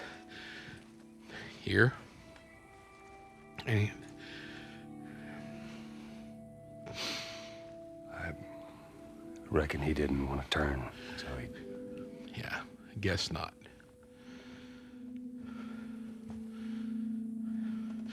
Well, fuck him. He still clearly had a connection to Frank, but the moment of sadness switches back to the Bill we know. Joel, on the other hand, is able to offer nothing. We know he's shut himself off anyway, especially after the loss of Sarah. But most recently, his other partner, Tess, he knows what it means to Bill to lose someone that you're close to. Bill's a reminder to him to never get attached, even in this new world, and to never let emotions get in the way, to only ever focus on survival. This arc with Bill is kind of like seeing a state of where Joel could be down the line, had he never gone on this journey or snuggled with Tess. Bill's town is a memento to the world building and to Joel's journey, but it's all in the subtleties. The moment is then cut short by Ellie clearly trying to start a car, to which the other two jump at. What's really cool here is that you can find a note in the house that's from Frank addressing Bill. Now, it's not a nice note by any means, but what's really interesting is that you can decide to give this to Bill or not to give it to him. It ultimately changes nothing, but giving it to Bill helps him come to grips. You start to realize that Bill clearly had, and even still has, feelings for Frank, while Frank clearly wanted nothing to do with him. After helping the car down the hill in order to jumpstart the car and then drop Bill off, we are treated to one of the best cutscenes in the entire game.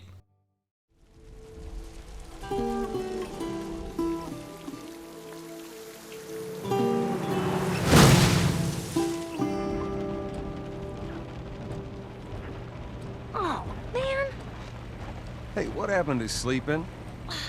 Okay, I know it doesn't look like it, but this here is not a bad read. Only one problem. Right there. To be continued. I hate cliffhangers. Where did you get that? Back at Bill's. I mean, all this stuff was just lying there. What else did you get? Well... Here. This make you all nostalgic? You know, that is actually before my time. That is a winner, though. Oh, man. Well, better than nothing. Oh. I'm sure your friend will be missing this tonight. Mm-hmm. It's light on the reading, but it's got some interesting photos. Now, Ellie, that ain't for kids. Whoa! How the hell would he even walk around with that thing? Get rid of that. Well, hold your horses. I want to see what all the fuss is about. Oh. Why are these all stuck together? I'm just fucking with you. Bye-bye, dude.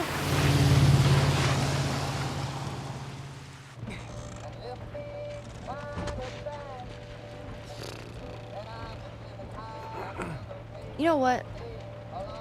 This isn't that bad. Why don't you try to get some sleep? All right. I'm not even tired.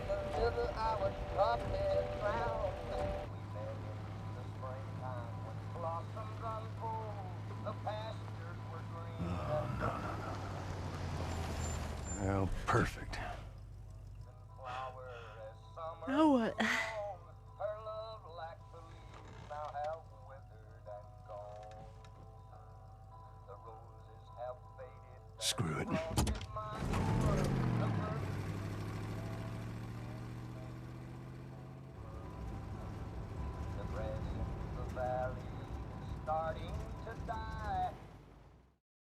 Ellie, never change.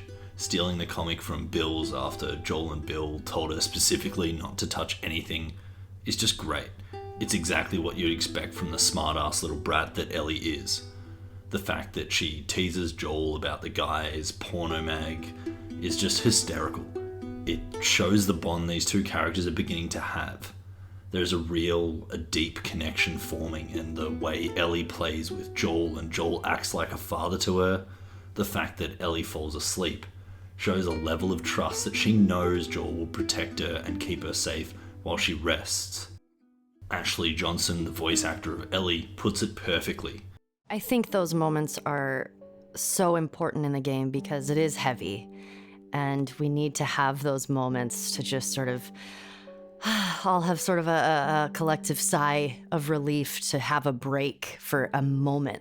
The whole joke where she asks why the pages are stuck together and he panics, but she's fucking with him. She knows, and it's so good because you think it's gonna be a moment where Joel is panicking and he's like, oh man, I gotta have the birds and the bees conversation with her. And she's like, nah, dude, I already know about all that shit, it's fine. It's just this beautiful sort of moment of him thinking, oh, I need to be a parent in this moment. And she's like, no, it's okay. I've raised myself to a certain degree. There's a lot of stuff that I already know. And sense of humor is such a big part of who we all are and the things that we find funny, which doesn't make any sense from one person to the next person. But I feel like being able to share that with someone is the biggest sign of comfortability. And the fact that they get to that place and they start joking around and having a fun time, it shows their closeness and how this time that they've spent together and this journey that they've gone on, they're getting closer and they care about each other and they're starting to enjoy each other's company. Excuse me, Ashley, I thought I was doing the retrospective, not you. It's just one of those moments with so much subtle implications. It's a milestone in their journey, so for sure, it's a reminder that, hey, we're still dealing with a human relationship, a bond, a connection between two individuals. Not to detract from the moment, but even the subtleties of the porno mag actually being at Bill's hideout next to where Ellie is standing, it's a nice touch to say, hey, this is something that actually exists. It's a small detail most players will miss, even on repeat playthroughs, but it's nice for those who can draw the connection because it's a level of care that The Last of Us has for the small little details, the things that make the game so great, for those that are attentive. But in The Last of Us fashion, the moment is cut short as we're ambushed yet again. 2 times we've been T-boned in a car in this game. For a zombie apocalypse game, that's an awful lot, especially given the lack of functional vehicles in the first place. The immediate sequence after the ambush is frantic. The hunters are alert to you, and while stealth is a possibility, it's particularly difficult here, especially on higher difficulties where you'll be spotted from further away.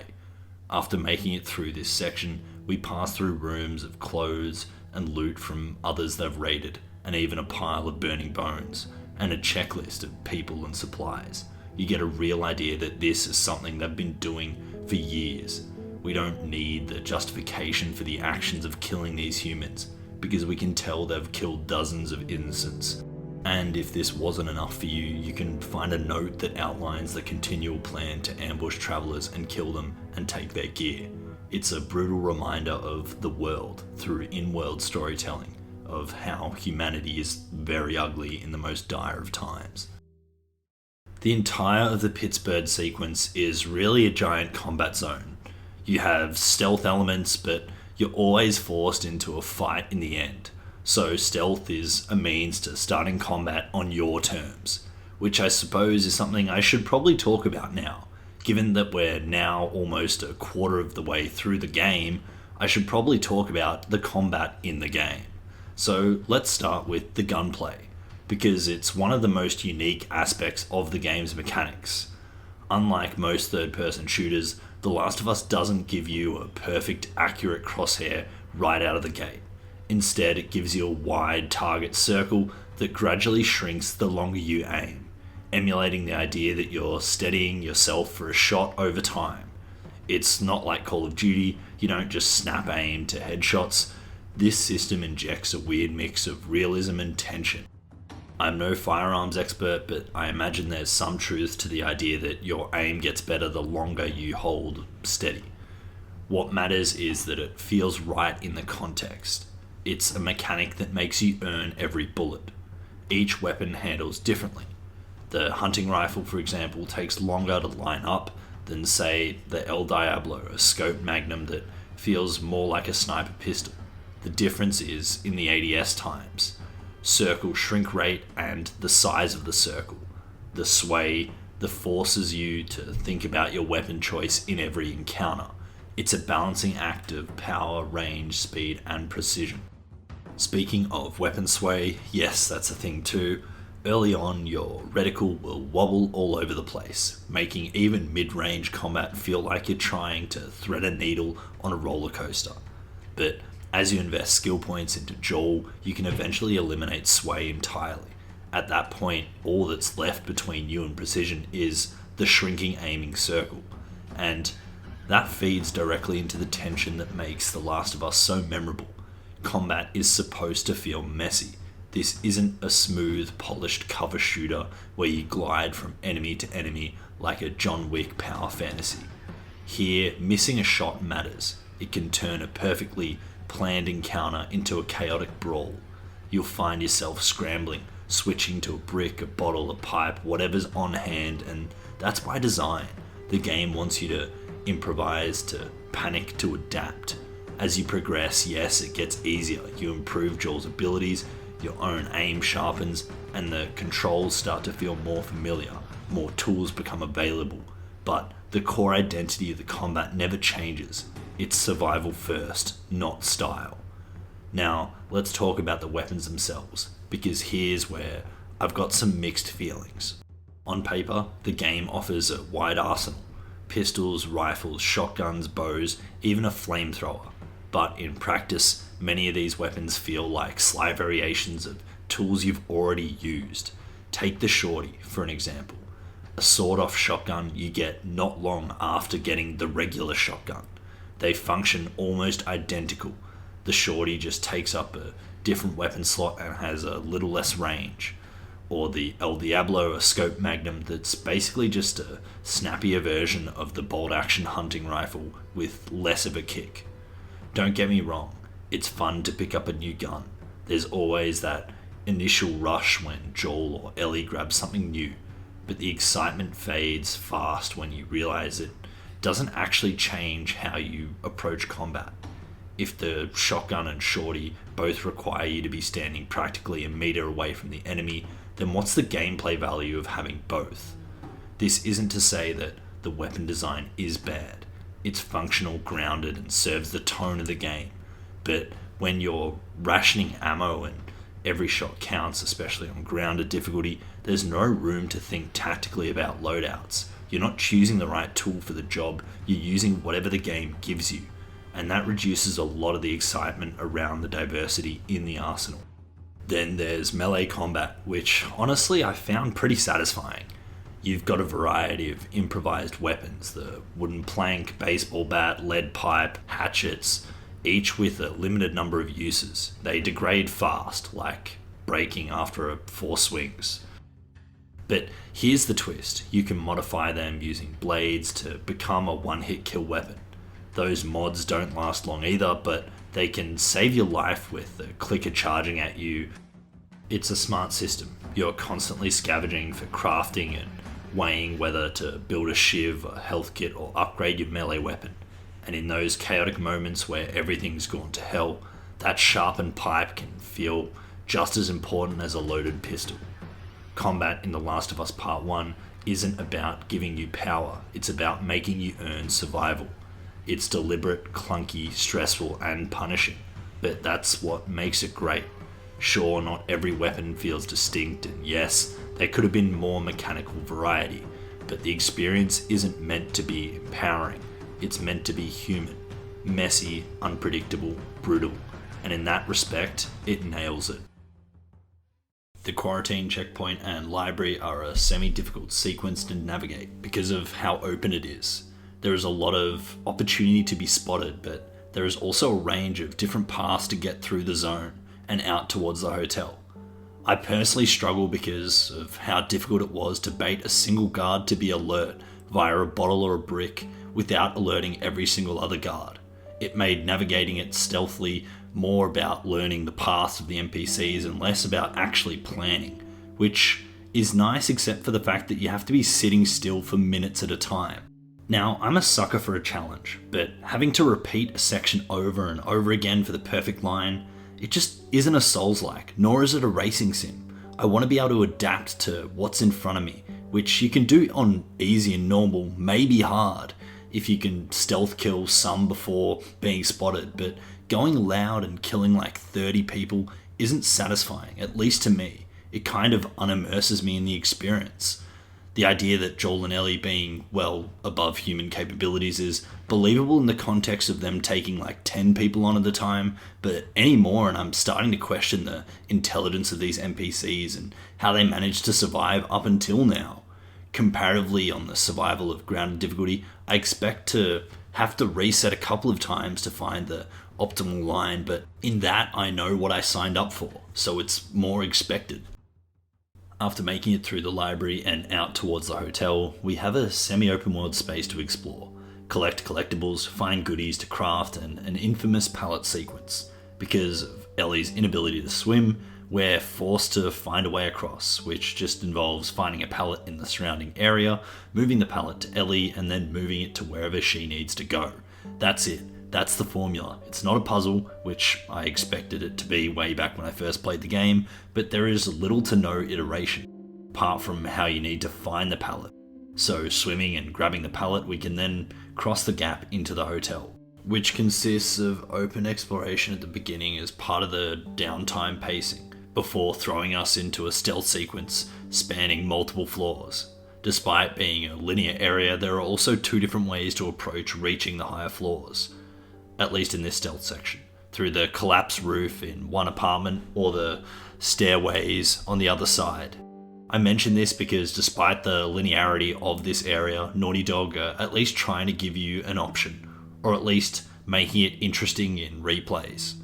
Ellie and Joel get separated when the elevator collapses, and we get the first instance of the two being separated since they left the quarantine zone. You could count the museum, but Ellie was with Tess, so I wasn't as worried then. But here, man, does it feel different.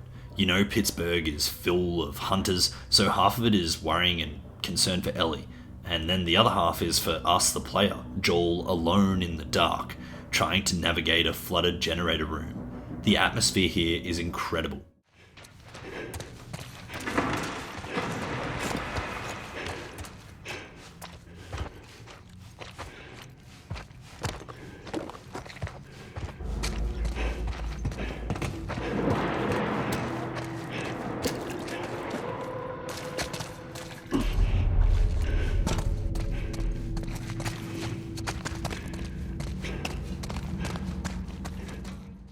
Like, holy shit, am I playing a horror? My heart generally races every time I'm in this sequence. Even though I know where all the stalker infected are, it's one of the 2 times in the entire game, excluding Left Behind, where we face stalkers, and here with this atmosphere, it's a surreal experience. What I want to focus on here is how well the atmosphere and setup to this sequence is. You're separated, alone, something that hasn't happened since the beginning of the entirety of the game. It's a memorable moment because the atmosphere, the sound, the fact that you feel like you're being stalked, and you are. You have to locate the keycard, restore the power, and once you do, that's when the infected strike. That's when you truly get hunted. You can fight your way through or run straight for the exit if you've already found it. After making it out of the basement area, we then navigate some hunters looking for us, and then we get a moment that definitely is unexpected.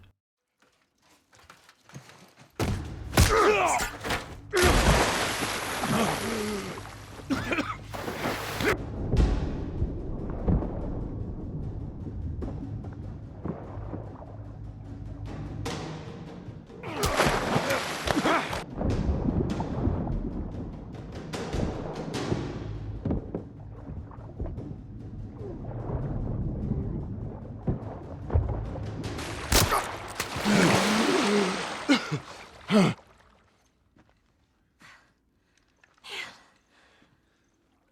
shot the hell out of that guy, huh? Yeah, you sure did. I feel sick. And you just hang back like I told you to.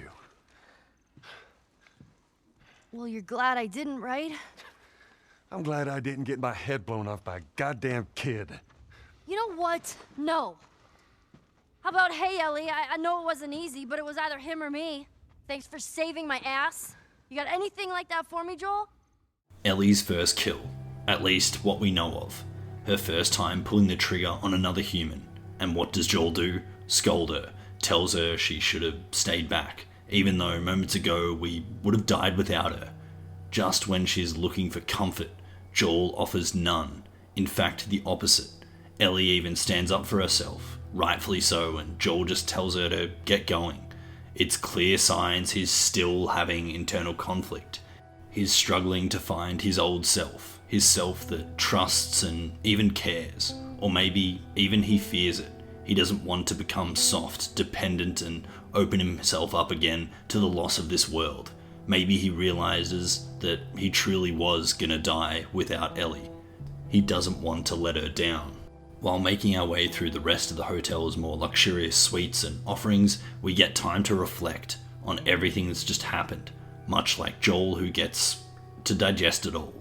And I think that's why, just moments later, he gives Ellie a dad moment and trust that she deserves. Right now, I'm gonna jump down there and I'm gonna clear us a path. What about me?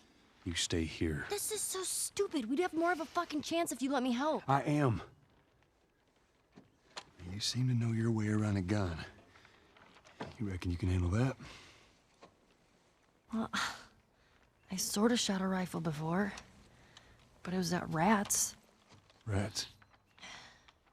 With BBs. Well, it's the same basic concept. Lift it up. All right, now. You're gonna want to lean right into that stock, because it is gonna kick a hell of a lot more than any baby rifle. Okay. Go and pull the bolt back. Grab it right there. Just tug it. There you go. And as soon as you fire, you're gonna want to get another round in there quick. Listen to me.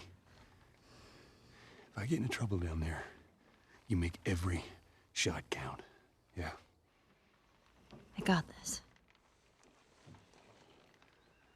All right.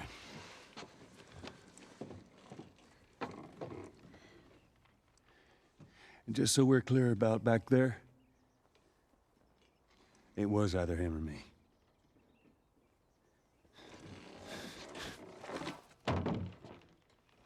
You're welcome. Joel realizes his mistake, and while he doesn't say thanks, this is the first real time he shows trust in Ellie. He trusts her to help. It's also the first time we get like a father teaching their child vibe, which, man, it's so cool. Parents are awesome. You can really appreciate the kind of father Joel was. Maybe not the man he has become, but you can see it here. The seeps of what Joel used to be. I love that Joel doesn't let her shoot until that point, because she is a kid. And that feels very real. And, you know, oftentimes in video games, it's just like, yeah, give everybody a gun and let's just like go shoot up some stuff. But it's so real. And you know, if this happened today, there's no way that you would give your 14-year-old kid a gun on day one of an apocalypse. And I mean, at least I wouldn't. But that is such a huge turning point in the game and their relationship, because it shows a massive amount of trust between them. And I think Ellie at that point already trusted Joel in terms of how capable he was and how safe she sort of felt with him to a certain degree. But it feels like the first time that Joel puts his trust in her and his life in her hands. And that lands with her. And their relationship is different after that. How can it not be? Playing through this sequence felt great. Having Ellie's rifle sound overhead always felt comforting, as weird as that might sound. It actually felt nice to have the support of someone else, to make the combat feel less of a burden on the player. Sure, Ellie would miss shots and take her time in between them, but it was enough to make this combat arena enjoyable. Which, once complete, Joel completes his steps towards trusting Ellie, handing her her own pistol, now seeing Ellie as a capable ally and friend that can help out when needed. How about something a little more your size? It's for emergencies only. Okay.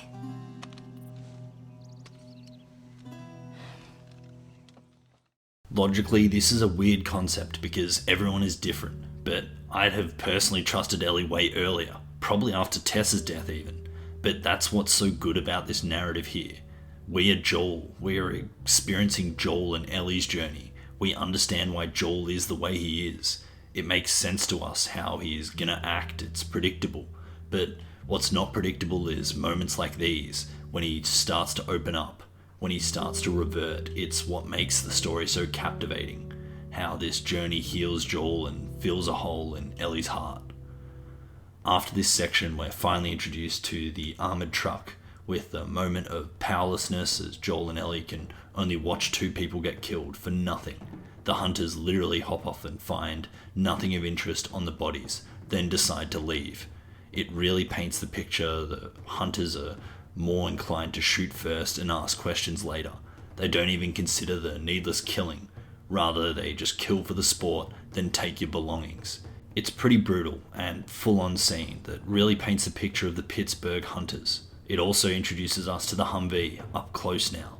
Yeah, we kind of get to see it outside the hotel and hear it drive off and kill other survivors, but now we get to witness it up close. It's getting teased to us slowly. You know, it's only a matter of time till we have to face it, right? Yeah, it doesn't take much longer, but after the next semi-linear stealth section, which introduces traps again, reintroduces them, this always gets me. Like, I actually forget every time on a replay that this game has traps in this section, and I always get the fright when I walk through one. It's weird because, we thought this was Bill's invention, so it's kind of weird that this mechanic got reintroduced, especially the exact same way as it is in Bill's town. But after making our way through the streets and up and over the fort escape, we get an encounter that requires stealth up until the point that is, and that point is crossing the street. Regardless of if you've broken stealth yet or not, the game forces combat on you. No matter what you do in this section, you'll be spotted by the Humvee crossing the street, and now you've got to contest with the hunters, while also trying to avoid the Humvee. We're not adequately equipped to take it down yet. To be honest, I actually hate that the game forces you into combat here, mainly because in Grounded I don't have a lot of tools at my disposal, so having to fight my way through the hunters while avoiding the Humvee fire is frustrating, because you're forced to use a lot of ammo and resources just to kill a couple of guys, which would be easy through stealth. I get why they force you into combat here and don't just let players stealth through the entire section, but part of me thinks that you could reward the player here if they came up with a good way to distract the Humvee, so you throw a smoke bomb at it or on the ground. I don't like when games lock you into one outcome. I understand that the linear nature of this game, that they want these moments for storytelling, but my inner RPGist is just like, let me do what I want here. I know the Humvee is a threat already. It rolled up on 2 people and killed them meaninglessly already. After escaping the Humvee through the apartment buildings, that's when we come across Henry and Sam.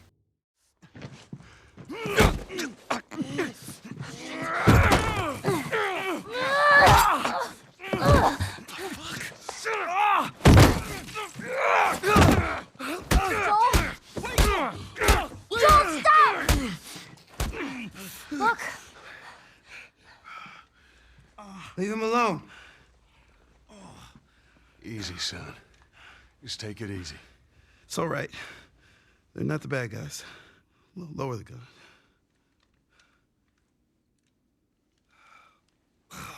Man, you hit hard. Yeah, well, I was trying to kill you. Yeah, I thought you were one of them, too. Then I saw you. If you haven't noticed, they don't keep kids around. Survival of the fittest. You're bleeding. It's just nothing. I'm Henry. This is Sam. I think I caught your name was Joel. Ellie. How many are with you? They're all dead. Hey, we don't know that. There were a bunch of us. Someone had the brilliant idea of entering the city, look for supplies. Those fuckers, they ambushed us, scattered us. Now it's all about getting out of this shithole. We can help each other. Ellie. Safety in numbers and all that. She's right. We could help each other. We got a hideout not too far from here. Be safer if we chat there. Henry and Sam have a similar dynamic to what we have going on, which is probably why as players we're able to trust them more. It's an older brother looking out for his younger brother. But that all depends on how immersed you are as Joel. I, for one, when first playing the game, always thought they'd betray us, and they kind of do. But before then, we get some moments to scavenge through the apartment buildings, and we have some stealth and combat sequences where Henry helps us out, which builds a little of that trust that's been lacking. But by the end of when we make it to their hideout, we find out that they're also looking for the Fireflies. That's when Henry reveals his plan to sneak out towards the bridge. A fun stealth sequence where there is a spotlight that alternates between you and waves of clickers in the distance. You have to make your way through stealth and sneak through the gate. If you shoot the spotlight, then the clickers also enter the equation. You can use them to help assist you in killing all the guards. Alternatively, you can just sneak up and turn the generator off and do the same. After making our way through the streets and sneaking past the guards at night to try and escape the city, we get left behind with the Humvee bursting through the gates. That sense of betrayal as we then get stalked by the hunters and are forced to run from the Humvee as well as we make our way across the bridge.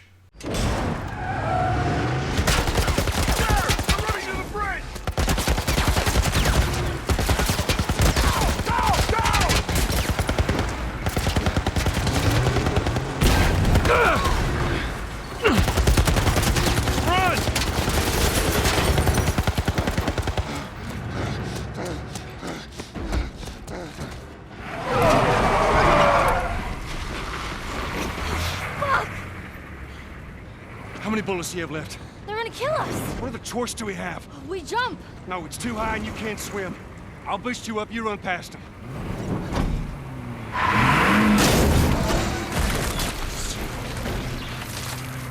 You keep me afloat. Ellie! No time to argue. Ellie! Damn it! Ah!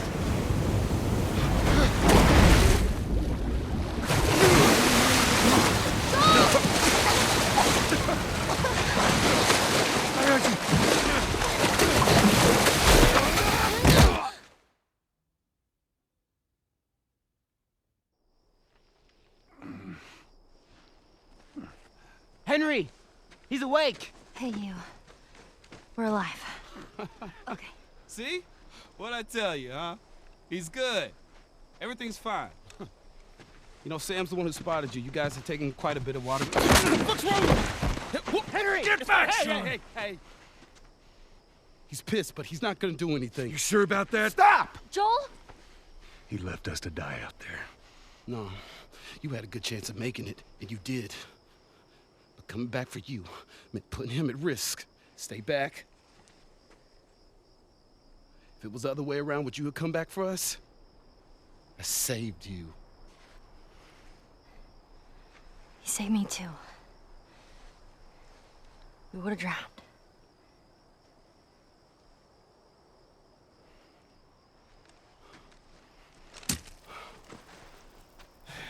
It's fine, I'm okay.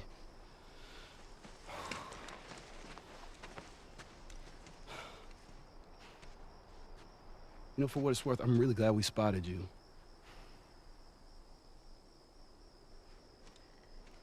Now, that radio tower, it's on the other side of this cliff. Okay? Place is gonna be full of supplies. You're gonna be really happy you didn't kill me. A leap of faith. Ellie, not being able to swim, jumps blindly, knowing it's their only out. She trusts Joel to come to her rescue. Joel is hesitant but forced to jump in after her. I feel like Ellie most certainly trusted Joel well before this point, but like this, a leap of pure faith in Joel being able to come after her and save her.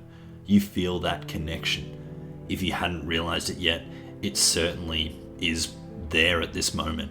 And trust me, Joel is starting to realize it too.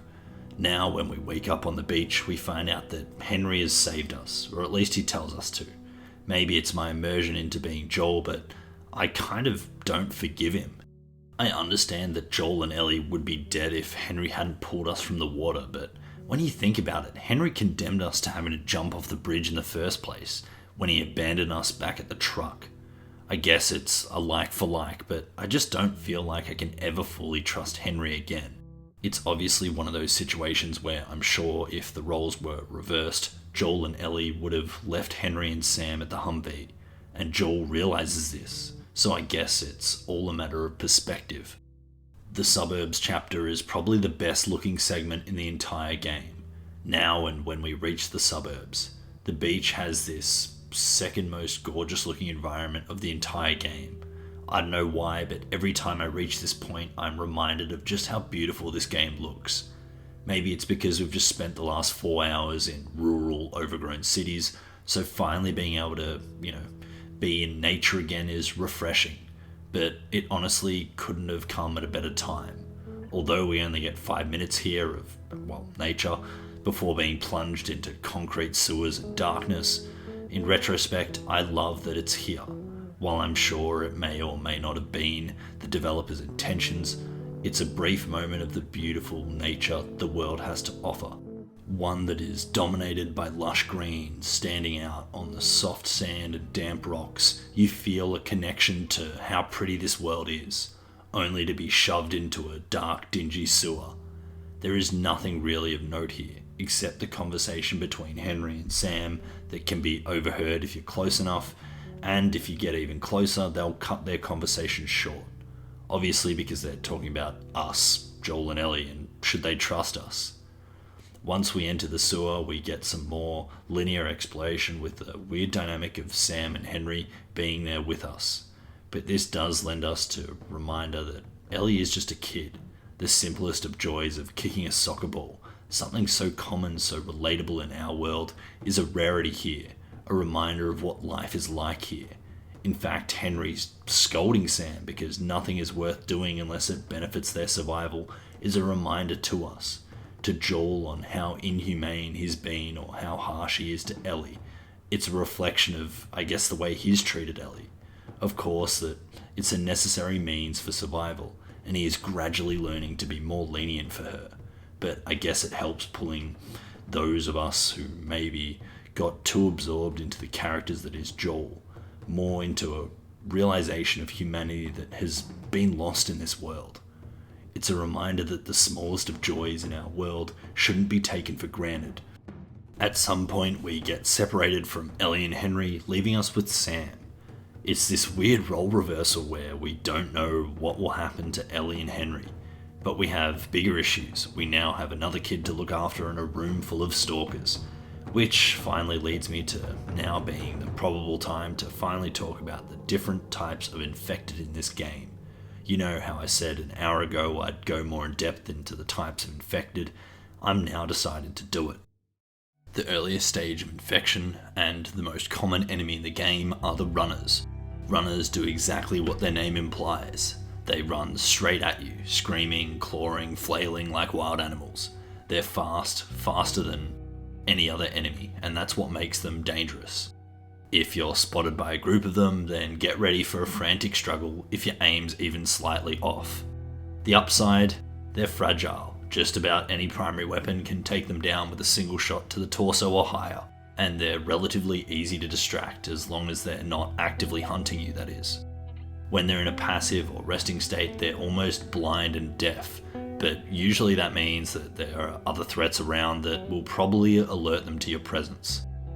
They're not the most complicated enemies, but they're unpredictable and aggressive enough to keep you on edge, especially in tight spaces.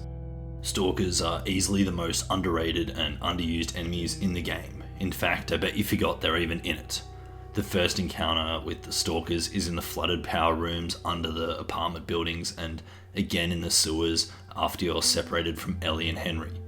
There's also a feature in the DLC, but we'll save that for later. What sets them apart is their behaviour. They don't rush you like runners, and they don't patrol in fixed loops like clickers. They're actively hunting you, darting between cover, staying out of sight, and waiting for the perfect moment to strike, usually when your back is turned. They don't peek out of the cover like humans, but they just vanish and reappear. It's genuinely unnerving. They're difficult to distract, and in numbers they can quickly overwhelm you, especially in these tense sewer sections with Sam. And the name implies you're quite literally being stalked, and you feel it as well. The sound of feet scurrying and infected moans, only to turn around and see nothing, straight out of a horror film. They force you to play differently. You can't just sneak or shoot your way through them. You have to adapt. That makes them fascinating. It's just a shame they only show up twice in the main campaign. A few more encounters would have added a lot of texture to the infected sandbox. Clickers are where things get serious. These are humans who've been infected for over a year. Their faces are fully bloomed with fungus, and they navigate using echolocation, emitting that haunting clicking sound that's now iconic to the franchise.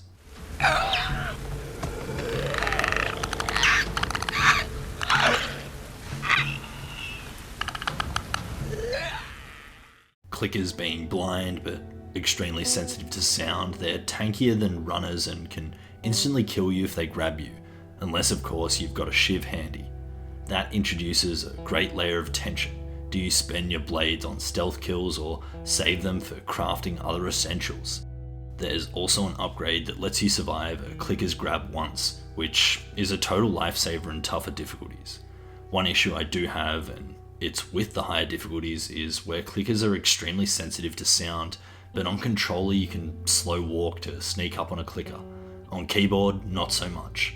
There's no analog input, which means sneaking behind them on grounded difficulty is a lot trickier than it needs to be. Still, conceptually and mechanically, clickers are brilliant, terrifying, tactical, and unforgettable. Then we have the bloaters, the final, most grotesque stage of infection. Bloaters are tanks, giant lumbering infected who absorb bullets like a sponge and throw spore bombs that deal area of effect damage. The first time you see one, it's a genuine what the hell is that kind of moment. It charges and it will kill you instantly if you're not prepared. It's brutal at first, but once you know the pattern, they lose some of their bite. Their attacks are telegraphed and slow. The spore bombs can catch you off guard once, but after that they're easy to dodge. And if you've got a shotgun or a Molotov, they go down fast. That said, I love what they represent, how grotesque and far gone and infected can become. I just wish we saw them bite more often.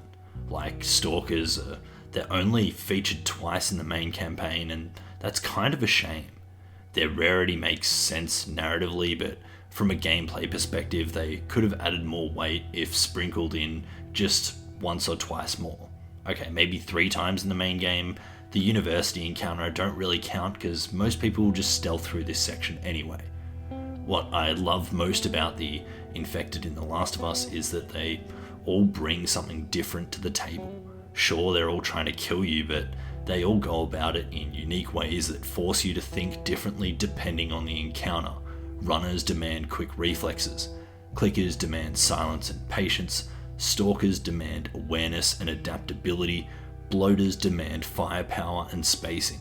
The kind of mechanical variety is crucial in a game as linear as this, but I do think that Naughty Dog could have pushed it just a bit further.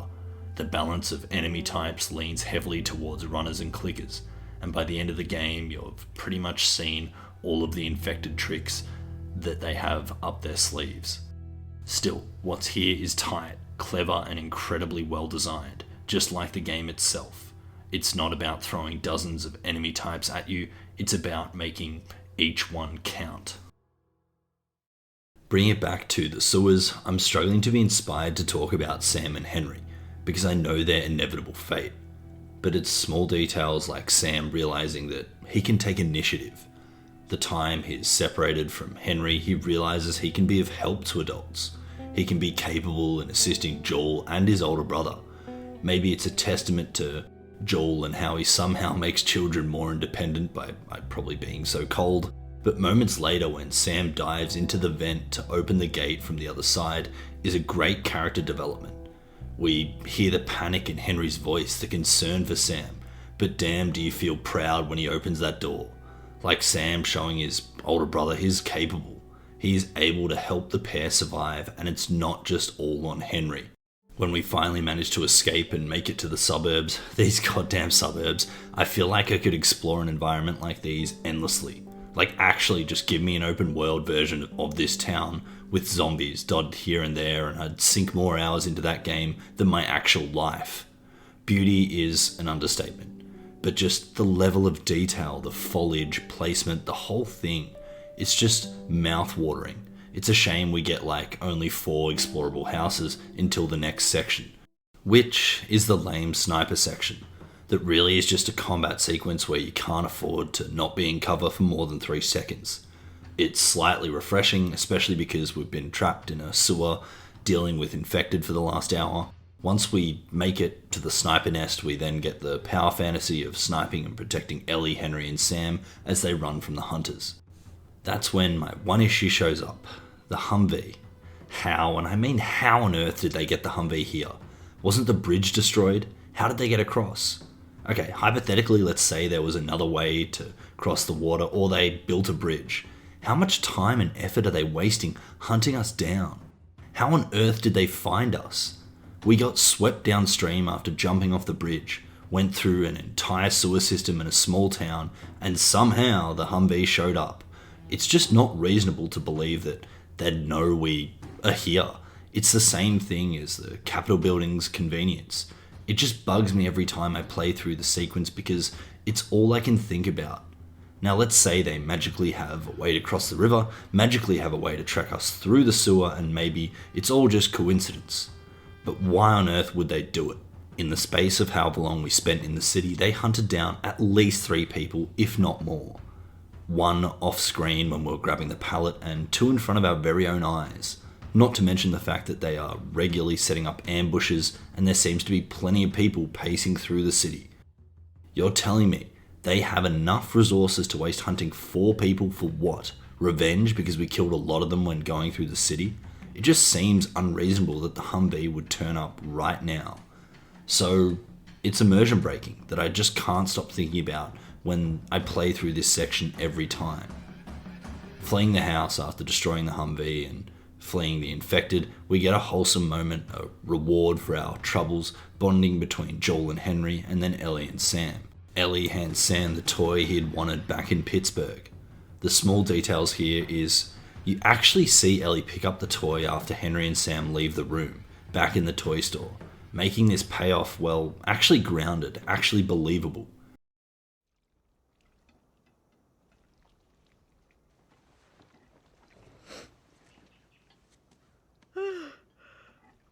Damn, that smells good. Good morning. Where's Sam? I let him sleep in for once. Oh, Well, if you want him to join us, you can go wake his ass up. okay.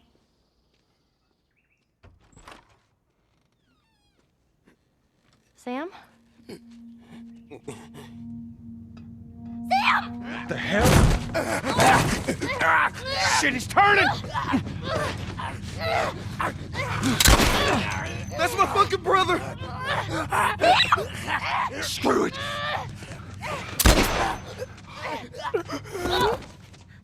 Shit! Ellie? Ellie, are you all right? Oh my god. Sam? Oh no. Sam? Henry? Ellie, stay there. Henry? What have you done? I'm gonna get that gun from you, okay? Oh, okay, easy. It's your fault. This is nobody's fault, Henry. It's all your fault! Henry! Henry, no! Oh my god.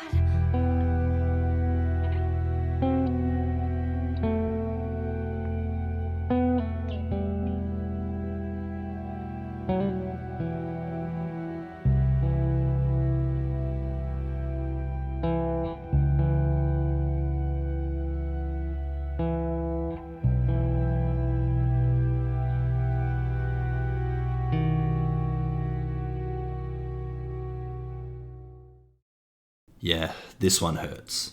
The idea that Henry knew what had to be done for Sam and then realised that that's the only thing he had left in the world.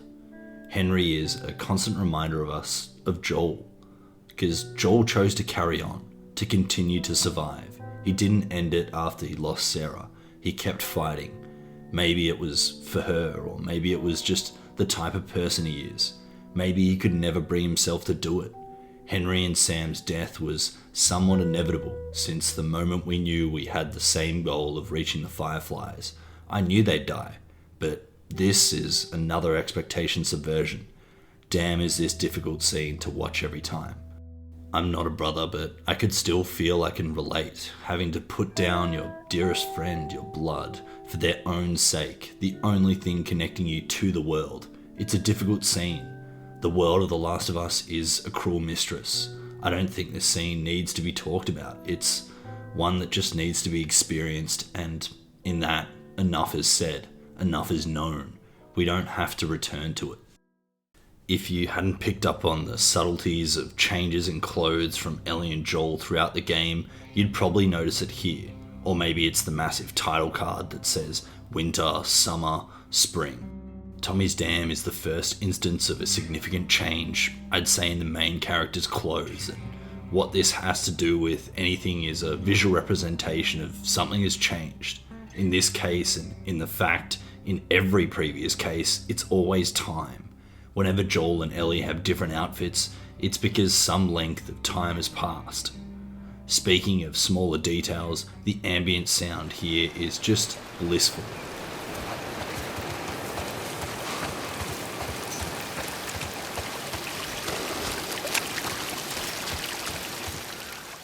I'm one of those people that could fall asleep to this. The sounds are relaxing and, well, it's a fresh change.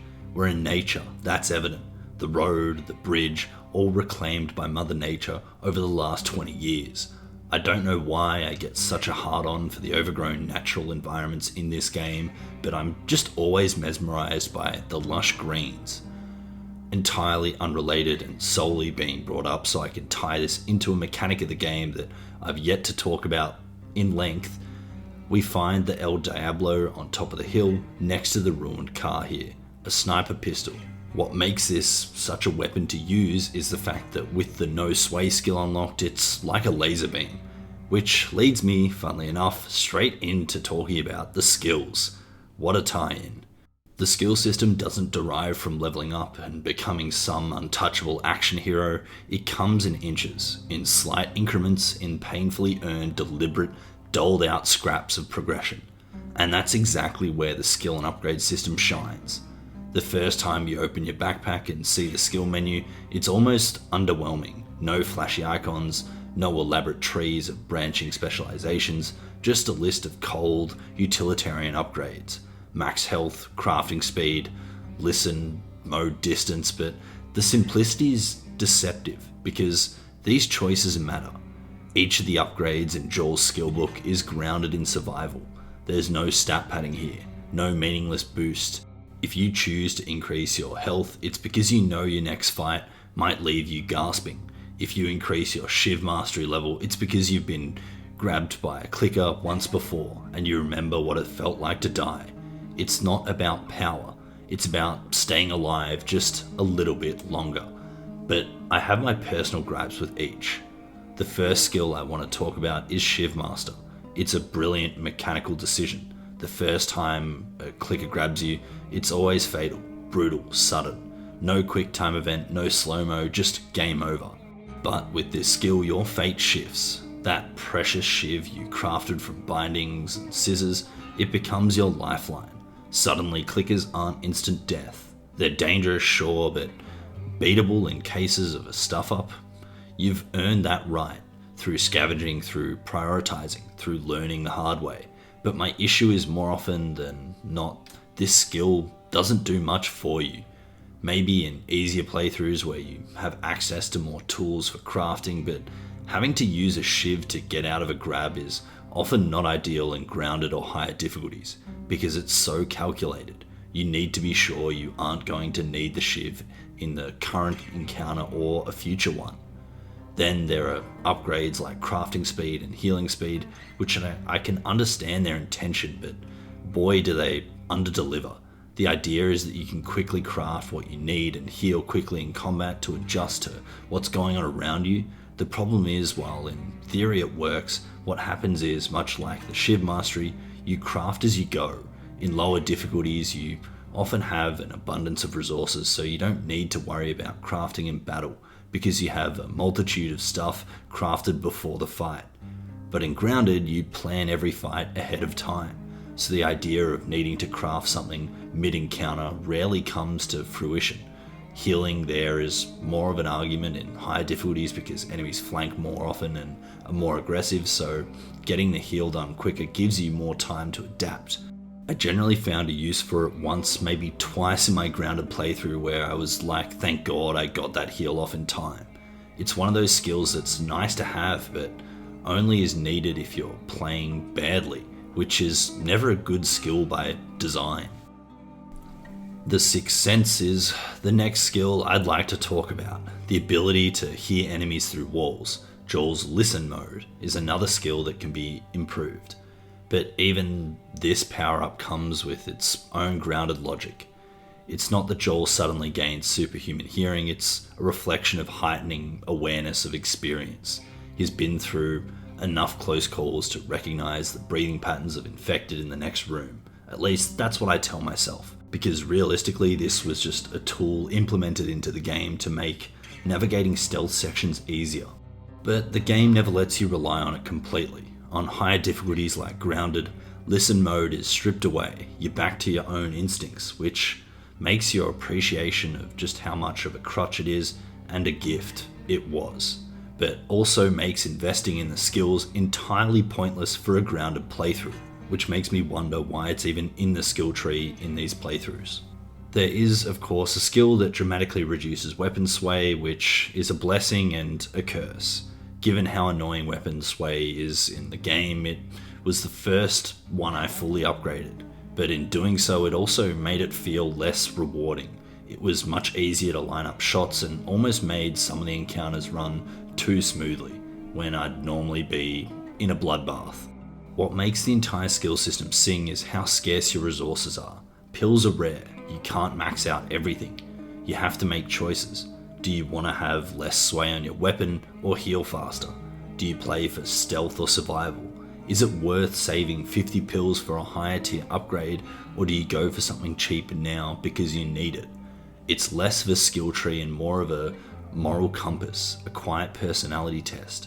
Who is your Joel becoming? Looking back, the upgrade system in The Last of Us Part I may not be flashy, but that's the point. It's not about transformation, it's about adaptation. The world doesn't change for you. You have to change for it. Every pill you collect, every decision you make at that skill menu, it all contributes to a version of Joel that's uniquely yours. Slightly tougher, slightly smarter, slightly more dangerous, even if half the skills are pretty situational or entirely useless. You never become a superhero. You just become better at surviving. And in this world, that's everything. Before we get to Tommy, we have another iconic Ellie on a wooden pallet floating on water moment. I discussed this ages ago, but this is like the one that actually requires slight thought. Oh, maybe if I move Ellie from this side over to the other side. No, wait, that's the same thing we've been doing since the sewer section, way back in the Outskirts chapter. It just baffles me that they could have such a unique and well-developed mechanic and not do more with it. Like, this is the perfect in-world puzzle mechanic, but these puzzles don't extend past just moving Ellie to the destination you want to go. So my question is, why include it? What, to break up pacing? Having us just walk across this thing would have been the same anyway. After crossing the dam, there is a small campsite with a shallow grave.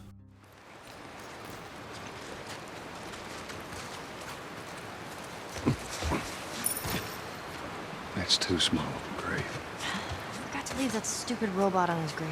What should I do with it? Ellie. What? I want to talk about it. No. Why not? How many times do we need to go over this? Things happen, and we move on. It's just... That's enough. You're right. I'm sorry. There are a couple of ways I interpret this. One is that Joel is just being the usual cut-off self, not wanting to let his emotions of loss surface because it's a reminder to his past, or that he's emotionally detaching himself from Ellie. Knowing he's nearing Tommy and will have to part ways, he's preparing himself for leaving her, cutting himself off from his emotions. It could be both, but I personally prefer the latter because it feels like Joel is used to this, sacrificing his humanity for another day on Earth. It's tough because by this point in the journey, I'm starting to have conflicts with Joel's character. Surely I know that everything prior to this is not exactly how I'd handle it, but by now I feel attached to Ellie. I don't want to let her go, but Joel is kind of the same. Maybe he realizes that and is really trying to convince himself that he isn't attached to Ellie. My interpretation is entirely different to what Neil Druckmann creative directors interpreted from the start of Fall. Until Henry and Sam. Until he sees a reflection of their relationship embodied with these two other people, where Sam has now died and Henry has just experienced a fate worse than death and takes his own life. And Joel sees himself in that. So now that event has made himself distance himself from Ellie. And now his focus become, get her to my brother. I can't handle this. And that's where we come into Fall, is like, you feel the tension between the characters. The relationship is different, and Joel is not answering Ellie's question the way he was in the end of Summer. It's a result of how Joel has interpreted Sam and Henry's relationship, the way they're directly influencing him and, well, remind him of what he has to lose by opening himself up again. After some more brief exploration, we arrive at the dam.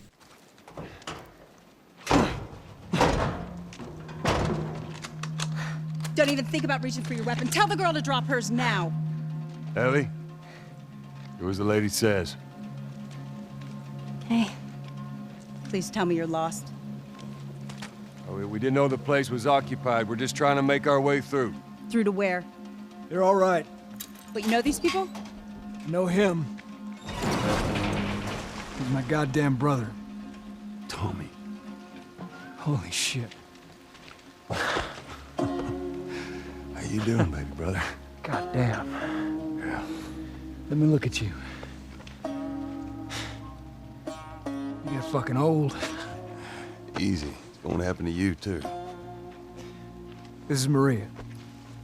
Be nice to her. She sort of runs things around here. Ma'am, thanks for not blowing my head off. Would have been embarrassing, considering you're my brother-in-law. We all gotta get wrangled up at some point. Ellie, right? Yeah. What brings you through here? That's kind of a long story. Why don't we bring him inside? Yeah. You hungry? Starving. I love this moment. We've been building up since Tess at the Capitol building that Tommy was a Firefly, but Joel left in a storm. Not sure if Tommy would ever take him back, but the fact that Tommy immediately hugs Joel and calls him old is great. It shows that the brothers' love can overcome some feud they had while they split ways. Wholesome moments aside, how on earth did they not notice us before we arrived at the gate? Like Ellie and Joel changing the water flow at the hydro plant, the fact that we didn't see any of them off in the distance either, it's a small nitpick, but a subtle detail of someone or a human appearing in the distance at least makes it believable that we're about to walk into an occupied space. Hell, we see all these people and patrols and short tour that we get with Tommy.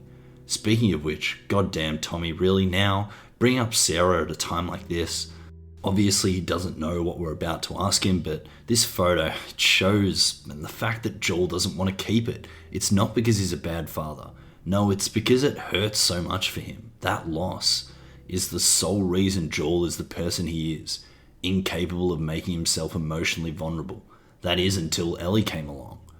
What always surprised me was the fact that Joel returned the photo to Tommy. Ellie ends up stealing it later, which is an off-screen event this time. I always thought, even with the pain and not wanting to think about Sarah, he'd take the photo. But I guess it just shows his level of detachment to the events that happened when the Cordyceps first broke out. It's quite the crew you got here. Yeah, they're good men. This place gives them a second chance. Gives us all a second chance. So why'd you leave Boston? I've been on quite the adventure, little brother. I reckon it's got something to do with that girl. It's got everything to do with that little girl. Well, go on then. She's immune. Immune to what? Oh, Come on. I know, I've seen her breathe enough spores to take down a dozen men. And nothing. Now, I wouldn't have believed it neither. But I can show you. All right. I'll bite. Why bring her here? I was supposed to deliver to the Fireflies. The way I figure they're your boys. You finish the job, you collect the whole damn payment. I haven't seen a Firefly in years. But you know where they are. Now, I'm not asking for much, Tommy. I just want some simple gear, enough to set me on my way. What makes you think I'd do this for you? This isn't for me, Tommy. This is for your damn cause. My cause is my family now. You ain't talking about some walk in the park here. Jesus, boy. Have Maria get some of your born-again friends to do it. They got families, too. Tommy, I need this.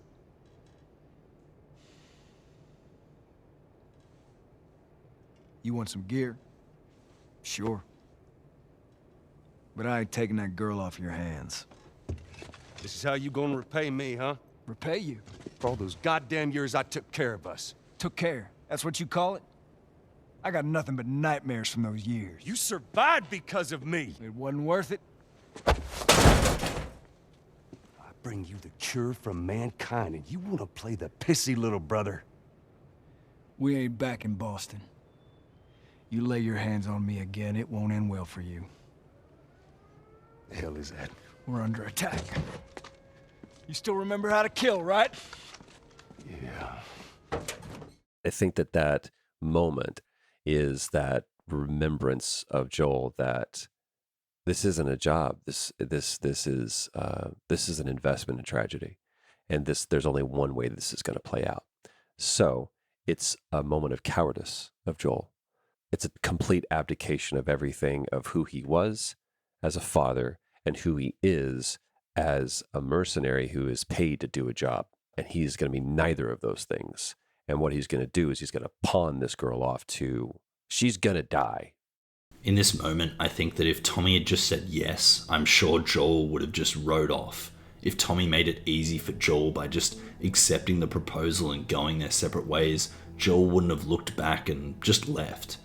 But because Tommy put up a fight, said his new cause is family, said he has a home to protect, a life, it made Joel realize something he was rejecting.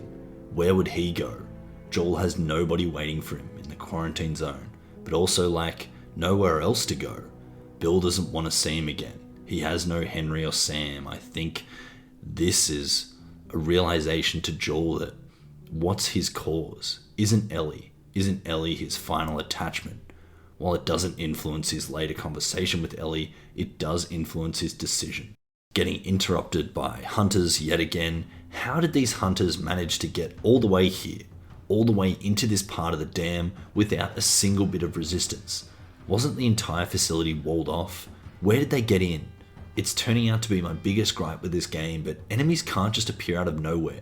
You need to give me a believable reason or some lie that at least works. It'd be different if, let's say, the front gate was busted down by a truck or a bus and all these hunters poured out, but that's nowhere to be seen. It's not what happened here. It's just unimmersive. In saying that, the fight through the dam is refreshing. The level design and layout, the use of elevation and side lanes makes the combat feel like a Call of Duty map. The fact that you can approach these combat sequences entirely different to how I might have approached them, it's just a great example of catering to all styles, or even catering to whatever the player has available at that time. It's weird because when I get asked about the combat in this game, this is actually one of my favorite sections. Maybe because it feels like all tools are usable in this section and used effectively. It's entirely the player's choice, or well, dictated by the ammo or resources you have or haven't used. Fighting our way back through the hydro plant, we then get back to Ellie. Oh man, they were coming in from every direction, then Maria was like, we gotta run, and so we dove over these tables, and this huge guy blasted with a shotgun. Slow down. Listen, hey, are you hurt? No. God damn it. The camera angle, the way we get to witness this through Tommy's eyes, it's almost like he realizes what's going on as well. Ellie and Joel's bond is becoming strong, father-daughter-like, and maybe this is why Tommy decides to take on the job, because he realizes the connection between the two. This moment, the way Ellie has no care for her safety, rather just wants to tell Joel how awesome it was, while Joel is concerned for Ellie's safety the entire time. It's parent-child relationship through and through, only really be observed from the outside, from this camera angle, a perspective other than Joel or Ellie's, because they're in it. It'd lose so much perspective if this was shot from a first-person view.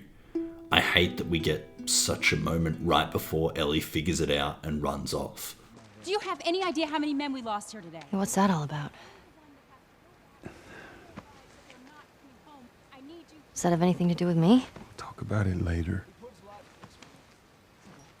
Did he tell you where the lab is? We'll talk about it later. Later. Right. The sequence of being on the horseback is actually refreshing, a new mode of transport for us, the players, and this is exactly what you want for gameplay variation. In saying that, this moment is meant to be frantic. We need to find Ellie and where she's run off to. I like to think that this is one of the moments for Joel to reflect on his decision. His call to just palm off Ellie, because it's rejection for her. The one man, the one person who cared for her is now just handing her off to someone else. No wonder she was upset and ran away. That's why I think, as much as this horseback sequence is meant to be about finding Ellie, it gives us time to digest everything that's happened, everything that these characters have experienced, and why they feel the way they do. Not to mention its stunning environments and beautiful backdrop make this an exhilarating experience. Arriving at the ranch is such a beautiful shot, just the way the forest opens up and just beckons us towards this ranch, like a star in the night sky. It really just is so gorgeous to see this run-down ranch amongst the pine forest. As we head inside and find Ellie, we get a moment of confrontation for Joel. Is this really all they had to worry about? Boys, movies, deciding which shirt goes with which skirt. It's bizarre. Get up. We're leaving. And if I say no? Do you even realize what your life means? Huh? Running off like that, putting yourself at risk? It's pretty goddamn stupid. Well, I guess we're both disappointed with each other then. What do you want from me? Admit that you wanted to get rid of me the whole time. Tommy knows this area. Oh, better fuck than... that. Well, I'm sorry. I trust him better than I trust myself. Stop with the bullshit. What are you so afraid of? That I'm gonna end up like Sam? I can't get infected. I can take care of myself. How many close calls have we had? Well, we seem to be doing all right so far. And now you'll be doing even better with Tommy. Not her, you know. What? Maria told me about Sarah. Ellie? And... You are treading on some mighty thin ice here. I'm sorry about your daughter, Joel. But I have lost people too. You have no idea what loss is. Everyone I have cared for has either died or left me. Everyone fucking except for you. So don't tell me that I would be safer with someone else, because the truth is I would just be more scared.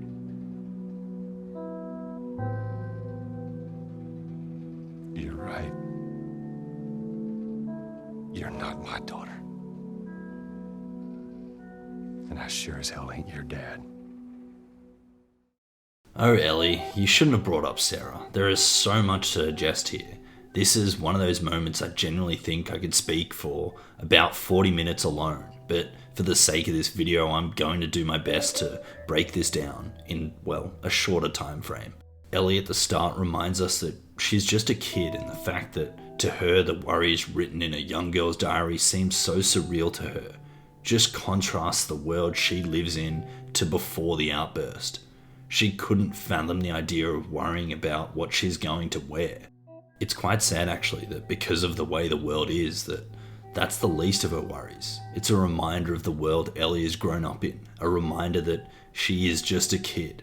Ellie tells Joel straight to his face that they're both disappointed, that she's worried that all along he's just wanted to get her to Tommy's and ditch her. She sees through his bullshit, and instead of just admitting it, he deflects, he lies, telling her Tommy is better suited to get her to the Fireflies. It's Joel still not capable of facing himself, facing this truth inside, facing the emotions, the emotional connection that he has with Ellie.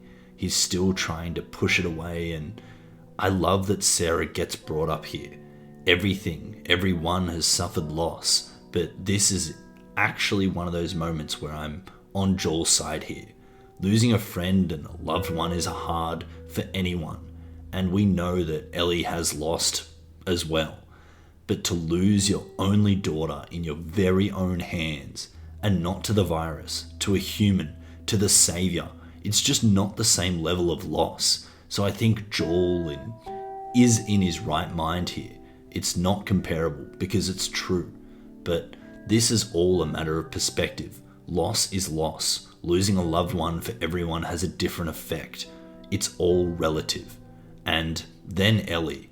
I was on Joel's side here. I really was, but Ashley, take a bow. This was incredible.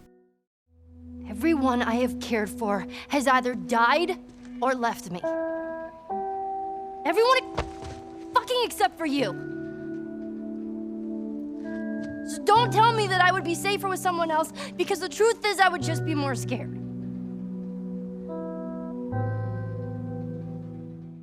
The voice, you can hear the pain in Ellie's voice, the suffering, the fear of being left alone. The Last of Us melody in the background, this is just one of those moments that is engraved into my mind. She kills the delivery and feel. This line is what ultimately convinces Joel that he ought to look out for this girl, makes him realize his connection to Ellie, his relationship with her. But because of his stubbornness and just, well, hatred for the idea of having to remember Sarah and what he misses, Joel then hit us with, "You're right.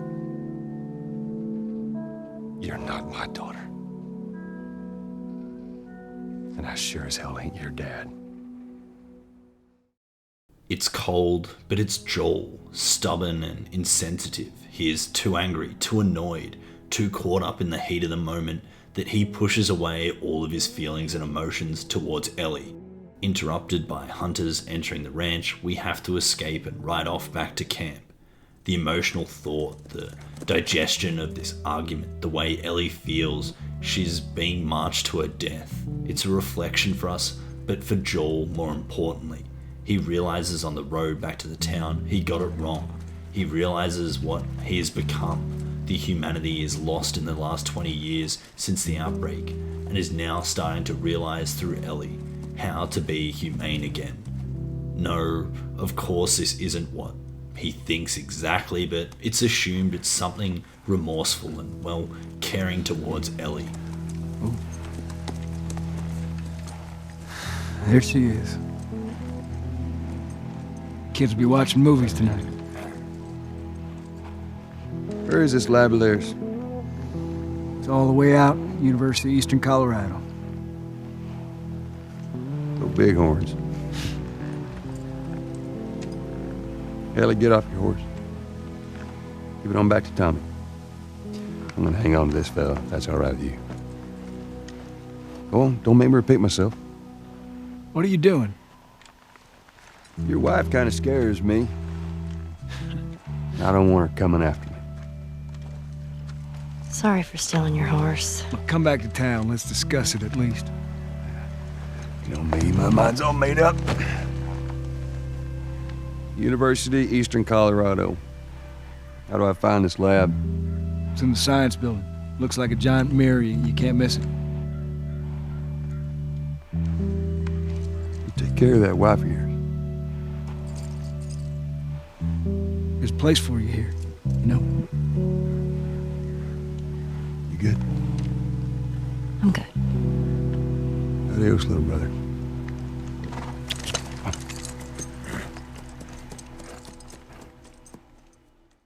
Arriving at the university, it feels off. Maybe it's my perception of university, but it's a stark choice here. To pick a place usually bustling with life, bustling with young people studying and having fun, and then to see it silent, dead. There's an eeriness to all of it. Sure, you can say that about most places in the game and the lack of people being the reason for the sense of loneliness, but something about it just doesn't feel right here.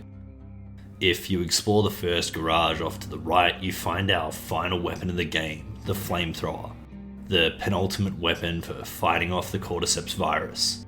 There is a reason they gave us this tool now, and it's absolutely busted. But I don't want to talk about that. What I'm more interested in is the workbench. Workbenches become the most precious find in The Last of Us. These battered tables, often tucked away in garages, basements, or old shacks, aren't just gameplay mechanics. They're moments of quiet control, a pause, a breath, a rare opportunity to stop surviving and start preparing. Scattered throughout the game, workbenches let you take the junk you've scavenged, scraps of metal, gears, and tools, and invest them into your weapons. It's not just an upgrade system, it's a philosophy. Use what you find, make it count, and don't waste a damn thing. Each weapon can be enhanced in ways that suit your playstyle. Faster reloads, larger magazines, increased damage, improved range, stability that makes aiming a little less frantic. What makes it so special isn't just the upgrades themselves, it's the tactile way they're delivered. Joel doesn't just click a menu and magically improve a gun. He gets to work. You'll see him attach a new stock, fit a scope, sand down a barrel, or reload with a little more confidence. The changes are reflected both visually and mechanically, a smooth touch that adds weight to every decision you make. Yes, I get that, we don't see Joel picking up these things, but it's implied that he does. Upgraded the rifle, Joel physically adds the scope to it. Upgrade the shotgun's reload speed, you'll see him adjust the mechanism. Even when the changes are subtle, like cleaning the weapon or tightening a screw, it feels meaningful. It's a system built with intention, not just utility. The upgrades don't just vanish when you leave the workbench, they stay with you, they matter. Every time you draw the weapon in a tense encounter, the little improvements you've made feel like your own personal touch, not to mention they're actually visually there. It's left a fingerprint on your survival. Of course, there's structure to it. Upgrades are gated by a series of 5 tool levels, which you unlock progressively throughout the campaign. Some of them more powerful modifications like increasing weapon damage are locked behind these tiers. It's a slight frustration at times, especially when you're itching to make your favorite gun more viable, but mechanically it makes sense. If you could soup up your shotgun too early, certain encounters like your first bloater would be laughably easy. Still, it adds to the pacing. Just like the world itself, you're meant to grow slowly, earning your power, scavenging, surviving, improving. The workbench then is more than just a crafting station, it's a moment of agency in the game that so often strips it from you. It's where Joel takes a moment to stop reacting to the world and rather reshapes it, one gun at a time. Bringing it back to the university and making it through the runner's hive and turning on the generator and getting through the gate, we come to the fountain and the center of the university. We see some monkeys, which we later find out are actually infected monkeys, but the moment between Joel and Ellie having never seen a monkey apart from in books is touching. I know I'm a broken record when I say this, but it's just a reminder of what it's like, what this world is for Ellie. We had the opportunity to see monkeys in a zoo or in natural forests or environments. For her, she only grew up in the quarantine zone, and to her, monkeys don't exist. And something tells me that they didn't just have monkeys running around then. This area has a couple of secrets worth exploring, but yet we arrive at another gate needing a generator to open it. Now normally this is where I'd probably complain about using the same hurdle twice in a row, but it kind of actually makes sense here. We know that the Fireflies were at least set up here in the university, so for them to use powered gates as security measures just makes sense, especially to have multiple of them. So yet again, we're off to leave Ellie with Callus. Yes, Ellie named the horse Callus. It's never brought up really and kind of just goes under the radar. But anyway, Joel sneaks off to go through the dorm section until eventually making it to the male dorms. Okay, that's a bad joke. One section of the dorm wing is riddled with spores and a bunch of clickers and even a single bloater. This section is a tense stealth section because you know alerting even one clicker means you'll have 5 others and a bloater chasing after you. But what's actually fun about this is that I actually just said fuck it and went loud on the grounded playthrough because I wanted to see if it was possible. And it was. I did have to use all of my flamethrower ammo, but I figured I wouldn't need that for a while anyway. What's funny is that this section is clearly intended to be beaten through stealth alone, because when you arrive at the door, Joel is seen looking rushed and urgent while also trying to make as little sound as possible, even looking back at the bloater and closing the door behind by moving the vending machine back over the door. This whole sequence changes when you do it through combat, because, well, there are no more threats in there. You've gotten rid of them all, so it doesn't make sense for him to look back over his shoulder and be in such a rush because there's no bloater that could be awake to his presence. It just is one of those small little details that Naughty Dog did forget, which doesn't happen often. That's why I felt inclined to bring it up. Connecting the power and letting Ellie back through the gate, we then have the science building. It's now time to face the Fireflies, except there's no one here.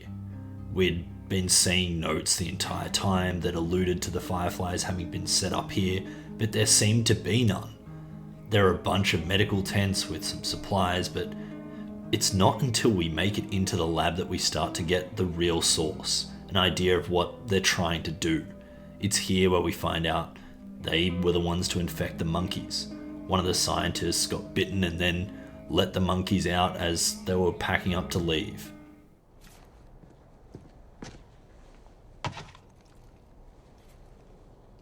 You're looking for the Fireflies. They've all left. Yeah, no shit. I'm dead. Or I will be soon. Got me some time to reflect. Been years that felt like we were... fucking thing was a giant waste of time. I'm not gonna do this anymore. Come on. Looking for the others. They've all returned to St. Mary's Hospital in Salt Lake City. You'll find them there, still trying to save the world. Good luck with that. Do you know where that is? I know the city. Is it far? It ain't close. I mean, on horseback.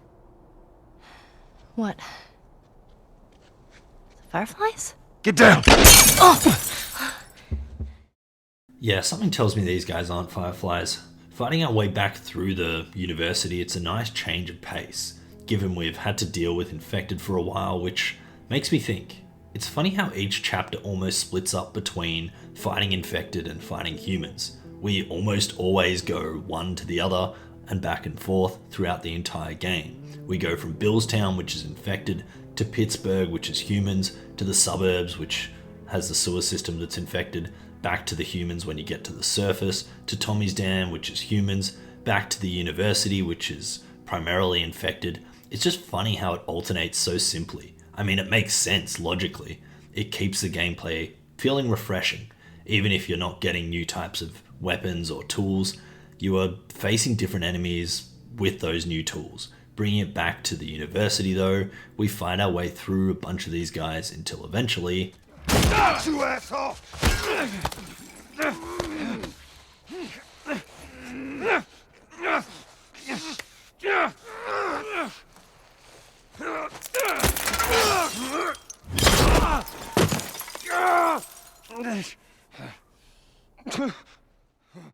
This is another one of those scenes that's tough to watch. I really wish I could skip it. The panic in Ellie's voice and the thought of, hang on, am I actually going to die here? Is Joel going to make it? They wouldn't kill the main character, right? Yeah, I know that happens in number 2, even though I haven't played it yet, but this experience for the first time is wild. You really do start to question, will we make it? Stumbling our way back through the lab and onto Callus, we don't know what happens to Joel. The screen fades. I think we're safe. Joel? Joel? Shit. Joel, here. Oh, get up. You gotta tell me what to do. Come on. You gotta get up. Joel? Chronologically speaking, The Last of Us DLC takes place now, so I'm going to talk about it now. The Last of Us Left Behind is an intimate expansion that peels back the layers of Ellie's character and explores a theme The Last of Us often dances around but never fully leans into until now: innocence lost. It's funny because when I talk to people about when they should play the DLC, I always think, why not just play it once you reach winter? That's when it canonically takes place. But I also think it doesn't really hurt to play it after the main game either. That's what I did in my first playthrough, but most of the time when I get here I switch over to the Left Behind, because it actually feels like it flows well here. Taking place before the start of the winter section of the main game, Left Behind flashes back and forth between 2 timelines. The present, Ellie desperately scavenging a snowy mall to save an unconscious Joel after he's been impaled. And the past, Ellie exploring an abandoned shopping centre with her best friend, and more. Riley.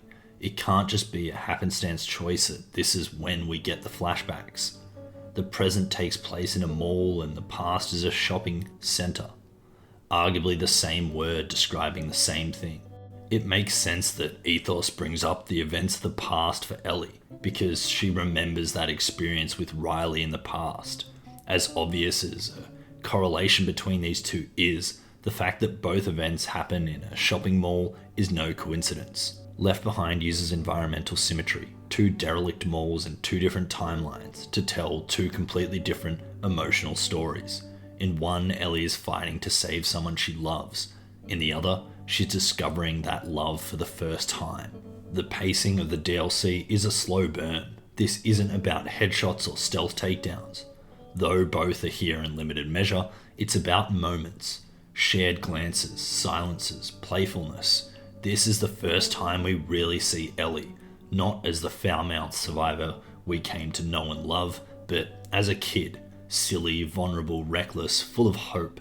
There's something beautifully tragic about seeing her laugh, joke and dance, knowing exactly how this story ends. And yes, we know it ends in heartbreak. That tension lingers in every corner, but it's never manipulative. The emotional beats feel honest. Riley is written with warmth and complexity, tough but uncertain, brave but scared. She and Ellie are both searching for something in a world that offers them nothing. What they find is each other. That's what makes the arcade scene, the photo booth and the Halloween store so effective. These aren't just distractions or funny moments, they're world building through joy, a rare tool in a game world built almost entirely out of despair. And they're interactive. You don't just watch Ellie and Riley be kids, you play as them doing it. You swipe buttons to play imaginary Mortal Kombat, throw bricks at cars in a made-up game, shoot water guns in a toy store. In a world where survival means everything here, Naughty Dog gives us a reason to live for something more. Mechanically, the Left Behind also refines the Last of Us formula in some interesting ways. The big one is the combat encounters near the end, where Naughty Dog introduces the idea of throwing bricks or bottles to attract infected into groups of human enemies, watching them fight it out, then picking off the survivors. It's a clever layer that spices up the limited combat of the DLC and arguably improves the original game's systems by encouraging more strategic, chaotic planning. That said, combat is still minimal, and it should be. Left Behind isn't about overwhelming odds, it's about what you're fighting for, and what you lose when the fight is over. The final moments where Ellie and Riley choose to lose their minds together rather than take the easy way out hit harder than most boss fights ever could. No music, no heroics, just acceptance, fear, and love. Reach up, I got you. Olga, give me your hand!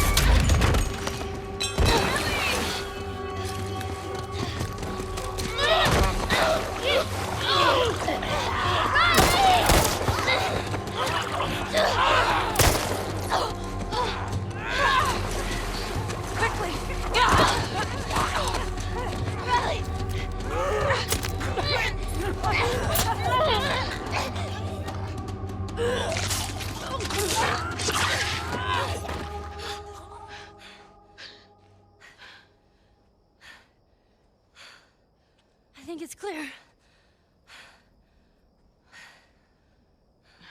Ellie. Ellie, your arm.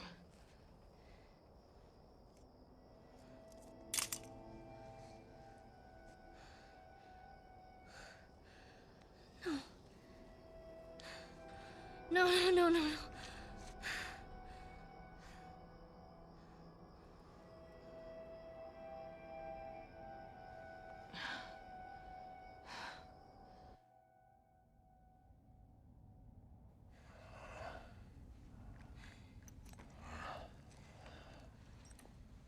Don't worry.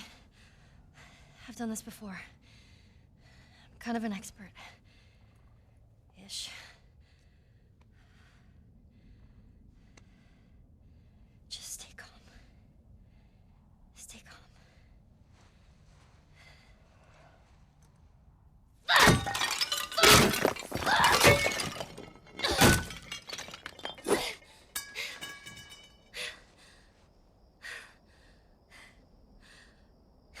There's some more stuff over there you can break.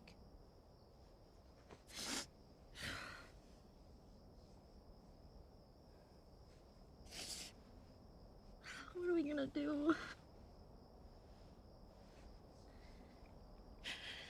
The way I see it, we got two options. Option one, you take the easy way out. It's quick and painless. I'm not a fan of option one. Two, we fight. Fight for what? We're gonna turn into one of those things. There are a million ways we should have died before today. And a million ways we can die before tomorrow. But we fight for every second we get to spend with each other. Whether it's 2 minutes or 2 days, we don't give that up. I don't want to give that up. My vote? Let's just wait it out. You know, we can be all poetic and just lose our minds together.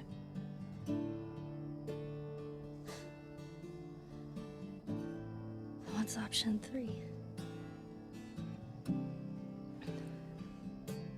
Sorry.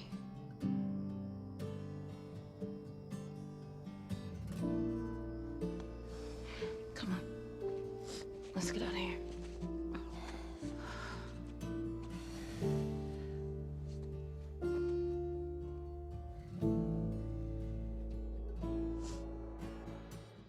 It might seem like I'm brushing over an entire DLC, but these events take place in less than 2 hours of playtime. It's not a long DLC by any means, but it's impactful.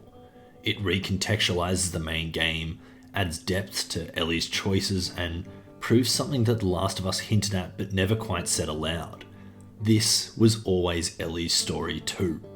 It's a DLC that earns its place not by expanding the map or padding gameplay, but by opening up part of the characters that the main campaign could only glimpse. In doing so, it makes the full experience of The Last of Us Part I feel more complete, more human. It's not about survival, it's about why we survive. And sometimes that reason is as simple and as complicated as a dance in a Halloween mask.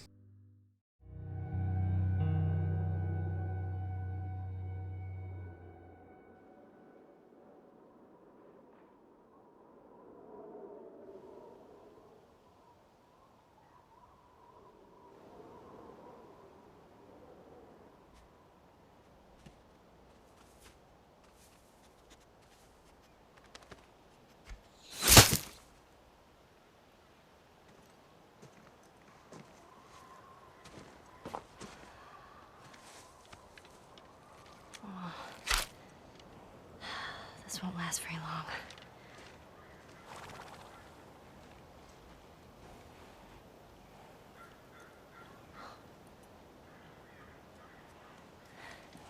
You'll just startle it.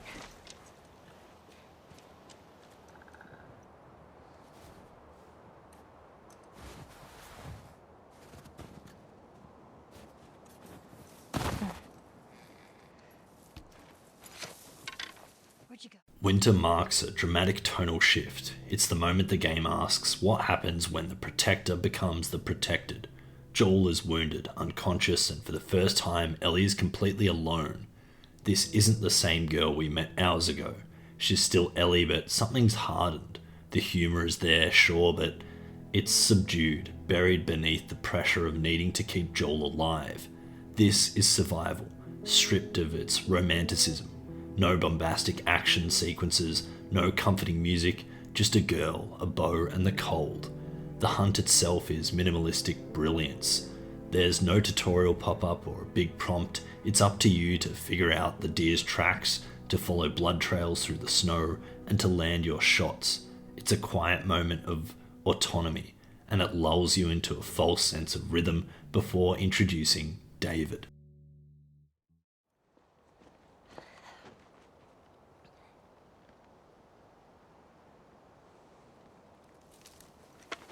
Who's there? Come out! Hello? We just want to talk. Any sudden moves and I put one right between your eyes. Ditto for buddy boy over there. What do you want? Name's David. This here's my friend James. We're from a larger group. Women, children. We're all very, very hungry. So am I. Women and children, all very hungry too. Well, maybe we could, trade you for some of that meat there. What do you need? Weapons? Ammo? Clothes? Medicine! Do you have any antibiotics? We do. Back at the camp. You're welcome to follow us I'm back. not following you anywhere. Buddy boy can go get it. He comes back with what I need. The deer is all yours. Anyone else shows up... You put one right between my eyes. That's right. 2 bottles of the penicillin in a syringe. Make it fast. Go on.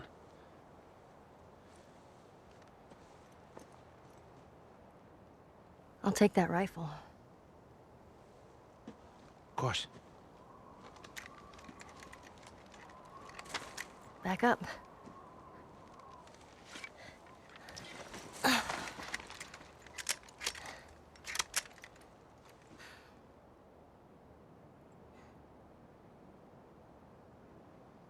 It's probably gonna be a while. You, mind if we take some shelter from the cold? Bring him with us.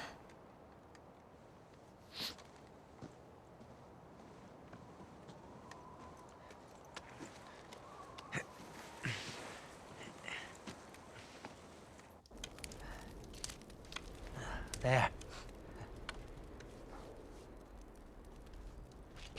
You know, you really shouldn't be out here all on your own. I don't like company. I see. What's your name?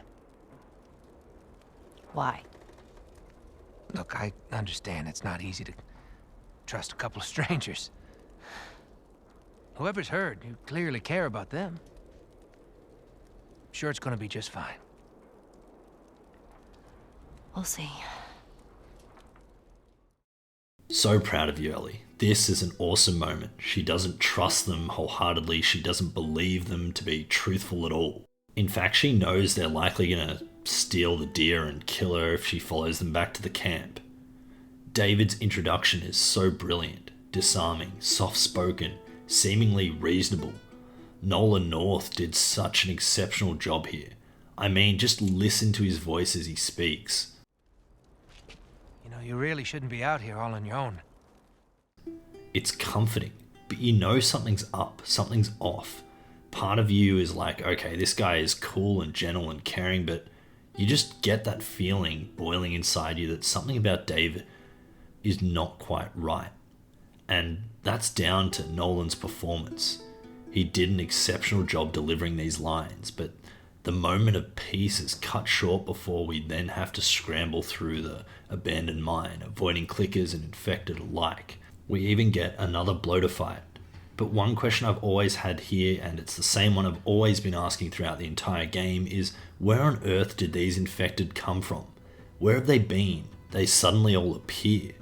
One theory is that James, the other guy running back to the other town, is disrupting the infected, which might be true if not done deliberately, but wouldn't they go after James instead? But argument's sake, it's done deliberately or not. First, why on earth would James endanger his town leader? For what, one deer and a kid? Doesn't make sense. Oh, but David was a bad leader and he probably didn't care if David died either. Yeah, David was a bad leader, but if I'm David and going to go traveling or exploring like he is now, wouldn't you take someone you trust, not someone who's gonna betray you at the very first opportunity? This theory doesn't really make sense to me, nor does it make sense that there are this many infected here in the first place. I guess mechanically it's needed. We need David to fill the role of Joel here. He's dependable and, well, as far as we believe, trustworthy. It's definitely a choice to have a new father-like figure step into the role when Ellie's all alone. But that's the thing. While his intentions is to help us, we still can't shake the feeling that something's up. And then the reveal. Well, you handled yourself pretty nice back there. Whew. I'd say we make a pretty good team. We got lucky. Lucky? No. No such thing as luck. Now, you see, I believe that everything happens for a reason. Sure. I do. And I can prove it to you. Now, this winter, that's been especially cruel. A few weeks back, I sent a group of men out to a nearby town to look for food. Only a few came back. They said that the others had been slaughtered by a crazy man. And get this, he's a crazy man traveling with a little girl. You see, everything happens for a reason. Don't get upset. It's not your fault. You're just a kid. James, lower the gun. No way, David. I'm not gonna let her go. Lower the gun.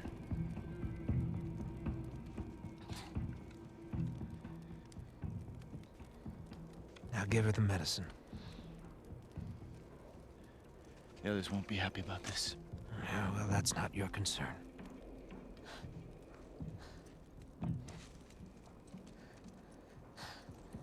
Move the fuck out of the way. You won't survive long out there.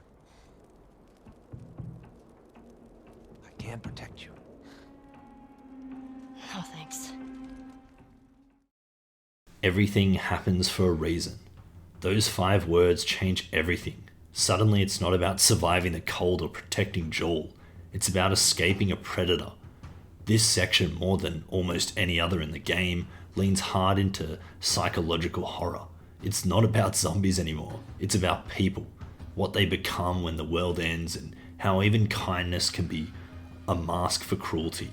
Heading back to Joel and giving him the medication, Ellie realizes she's messed up. She's been tracked, deceived, and outsmarted. She gets on her horse in an attempt to lead them away from Joel. Callus, unfortunately, doesn't make it. Alone and being hunted, Ellie has to make her way through the resort until eventually we think we're safe, only to be captured by David himself in the very end. What follows is one of the most disturbing and empowering segments in the game.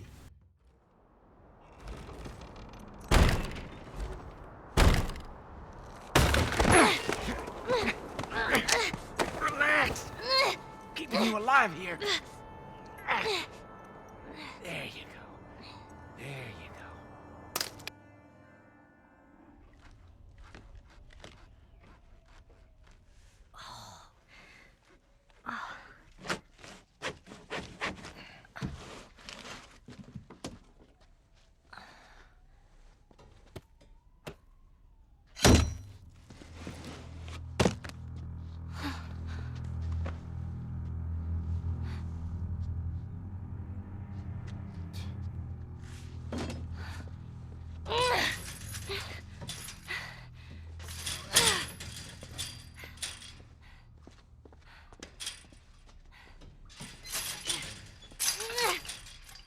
How are you feeling?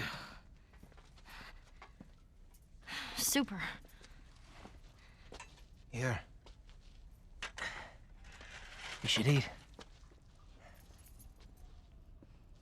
I know you're hungry. You've been out for quite some time. What is it? It's deer. With some human helping on the side? No. No, I promise. It's just the deer meat. You're a fucking animal. It's awfully quick to judgment. Considering you and your friend killed how many men? They didn't give us a choice. And you think we have a choice? Is that it? You kill to survive.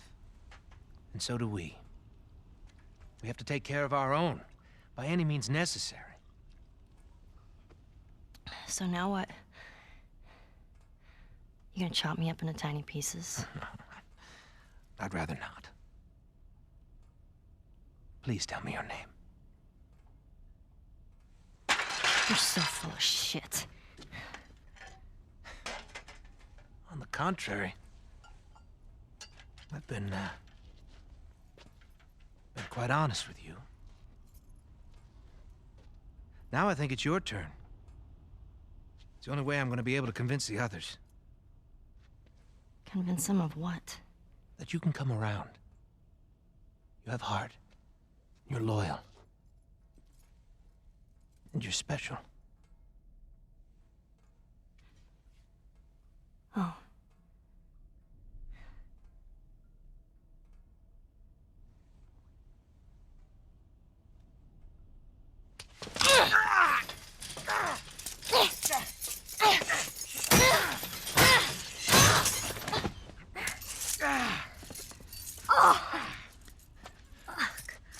You stupid little girl. You are making it very difficult to keep you alive. What am I supposed to tell the others now? Ellie. What? Tell them that Ellie is the little girl that broke your fucking finger. How did you put it? Tiny pieces. See you in the morning, Ellie.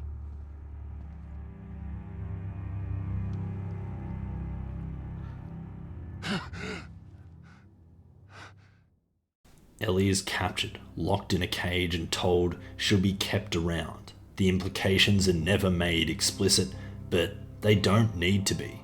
David's calm, predatory demeanor does all the talking, and Ellie's reaction, the way she plays along, manipulates, then breaks his finger, shows us that she's not just brave, she's furious. Joel wakes up, wounded but alive, but we don't feel relief because Ellie is still in danger, and she's not waiting around to be rescued. Joel being Joel and now attached to Ellie more than ever, we see him easily torture two hunters and just kill them anyway. He is back to the smuggler he once was. We get a glimpse at a past Joel that has kind of been missing throughout the entire game, but now for a purpose, for finding Ellie. Which, when we then switch back to Ellie, who manages to escape and starts to flee until eventually David tracks us down in the restaurant, knocking the lamp over and starting a fire that burns down the building. Here's an insight into David's character, so sure he's the predator, so egotistical he locks the doors, with the two of them stuck inside the burning building, believing he can catch his prey and make it out unscathed so easily. The final confrontation between Ellie and David inside the burning restaurant is pure chaos. The stealth mechanic flips. David mimics your movements. He stalks you, whispers, throws plates to distract you. He's the only enemy in the game that feels like he's hunting you with intelligence. It's terrifying. Add in the fact that the building is catching more and more on fire, you feel squeezed for space, squeezed for a way out. It feels like the weight is collapsing on Ellie, and the more she struggles, the more it collapses on her. And when Ellie finally snaps, knife in hand, blood on her face, it's not just self-defense, it's a release, catharsis.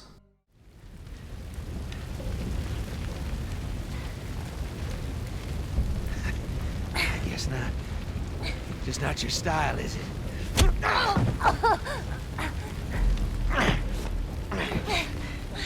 You can try begging. Fuck you. You think you know me? Huh? Well, let me tell you something. You have no idea what I'm capable of.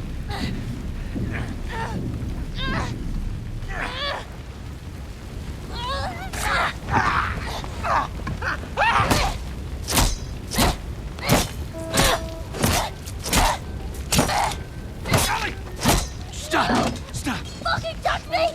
It's okay. It's me. It's me. It's me. Look. It's me. He tried to... Oh, baby girl. It's okay. It's okay. Joel. It's okay.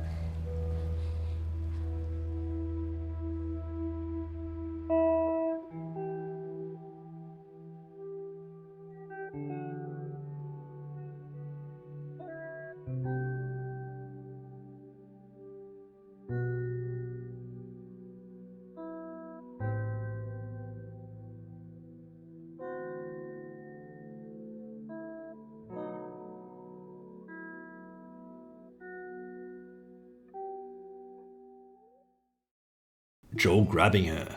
The only thing Ellie can say is he tried to, then she doesn't finish. She doesn't need to. He pulls her in and just, like that, she's a kid again. It's okay, baby girl. It's the first time he called her that. The same words he once used for Sarah all those years ago. But this isn't Joel replacing Sarah, and it isn't Ellie becoming her. It's a bond finally solidified, not of convenience, not of necessity, but of love. Joel isn't just here protecting anymore, and Ellie isn't just someone who needs to be escorted around the country. This is a family forged in fire and trauma. Yes, but real nonetheless. It's a quiet, shattering moment. No dialogue explains it. Just two people, wounded, scarred, broken in different ways, holding on to each other because there's no one else left to hold on to. And in that small, quiet, tear-stained moment, Ellie is safe, and Joel has someone to save again.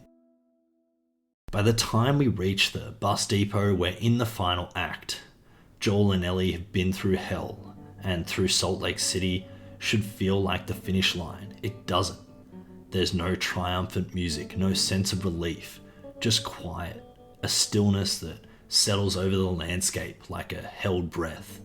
The chaos that marked previous chapters is gone, replaced with desolate concrete, broken roads, and the rusted remains of a world long dead. And yet, there's beauty in this place. It begins with a simple moment. Ellie distracted, slow to respond, lost in her thoughts. It's the first time we truly see the emotional tolls of David's attack and what it took on her. Joel, now softer, more fatherly, tries to reach her with jokes, stories, anything to bring back the spark we remember from before. But Ellie's distant, numb and haunted. It's a stark contrast to the beginning of the game, where the roles were reversed.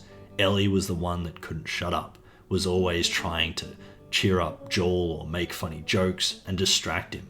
And Joel was nothing but silent, emotionless. And now it's flipped. And in that silence, the game does something brilliant. It trusts the space between the dialogue. It gives us room to feel it. Shh, don't scare it. I won't. What are you doing? It's all right. Come here. Hey, now. Hurry up. Come on. Hey there. So fucking cool. Oh, where's it off to? Here, come on, let's go. Slow down, kiddo. Come on. In a game filled with death and decay, this is one of its most life-affirming moments. Ellie spots one and we follow her in a rare sprint, not away from danger, but towards wonder. A whole herd of giraffes has made its way through the broken city and made it their home, wandering freely through what was once civilization. It's a moment of pure joy, a reminder that despite everything, the world still holds moments of innocence and beauty, and more importantly, Ellie still can feel it. So, is this everything you were hoping for?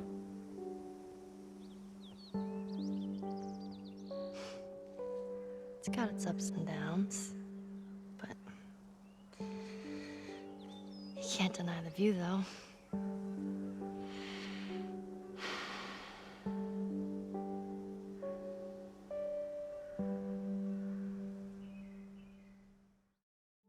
Joel watches her with a smile, the kind only a father could wear. In that one moment, we feel the weight of their journey, and the hope that maybe, just maybe, there's something at the end of all of this. But the hope doesn't last. As you move through the abandoned bus terminal, a ghost of what was once bustling with life, the reality creeps back in. Joel is optimistic now, talking about teaching Ellie guitar lessons and a future, a life after this. It's such a reversal from the beginning of the game where Joel was emotionally walled off and reluctant to even speak of tomorrow. Now he's talking about it freely. But Ellie, she's quiet again because she knows what's coming. She knows the Fireflies might not just study her, she knows the cost might be more than either of them wants to pay, and she's carrying that weight silently. And then comes the tunnel. Flooded, broken, and crawling with infected, this is one of the largest and most complex combat arenas in the game. The encounters here are chaotic and brutal, a final test of all the skills you've learned. Clickers, runners, bloaters, all thrown at you in a tight quarters where stealth becomes nearly impossible and a panic is almost guaranteed. But it's not just a gauntlet for the player, it's a thematic pressure cooker. It's the final dance with the infected, so the game throws all it's got at us. The tunnel feels like the last gasp of the infected world, the final descent into darkness before the light. You're deep underground, lost beneath the remains of a shattered city, and the only way forward is through absolute chaos. Every bullet, every shiv, every choice feels like it matters more here.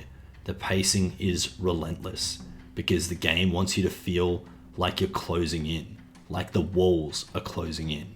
And just when it seems like it's over, the water takes Ellie.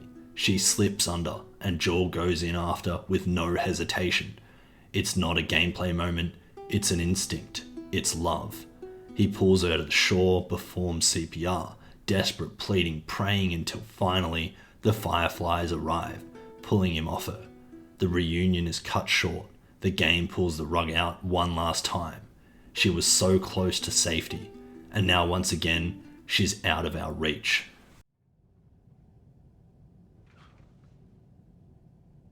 Welcome to the Fireflies. Sorry about that. They didn't know who you were. And Ellie? She's all right. They brought her back. You came all this way. How'd you do it? It was her. She fought like hell to get here.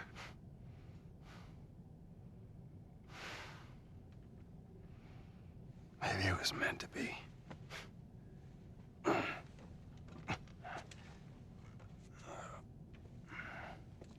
lost most of my crew crossing the country.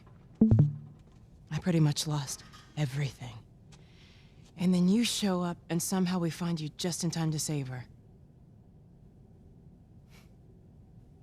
Maybe it was meant to be. The first thing Joel cares about is Ellie's safety. Did she make it? Is she okay? It's all that's on his mind. But it's actually Marlene who steals the show here for me. This one line, "You came all this way," just makes us reflect on it all. The real nature of this journey. We came one hell of a way to be here. And Marlene can't believe how lucky this is, because in her eyes, Ellie is just a means to figuring out the cure. She'd say it as if she'd given up on the thought of Ellie still being alive long ago. But here we are. Take me to her. You don't have to worry about her anymore. We'll take care I of her. worry. Just let me see her, please. You can't. She's being prepped for surgery. The hell do you mean, surgery? The doctors tell me the cordyceps, the growth inside her, has somehow mutated. It's why she's immune. Once they remove it, they'll be able to reverse engineer a vaccine. A vaccine. But it grows all over the brain. It does.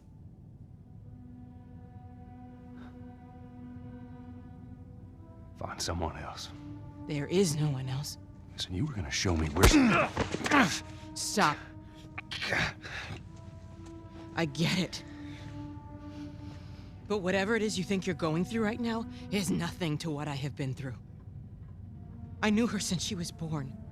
I promised her mother I would look after her. Then why are you letting this happen? Because this isn't about me, or even her. There is no other choice here.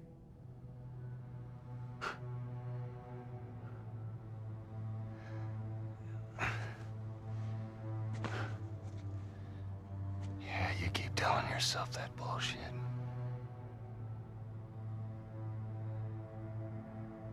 March him out of here. He tries anything, shoot him. Don't waste this gift, Joel.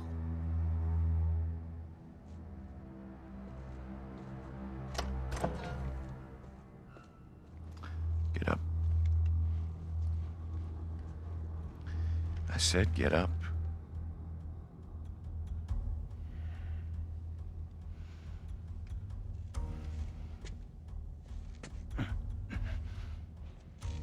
Go on. Move.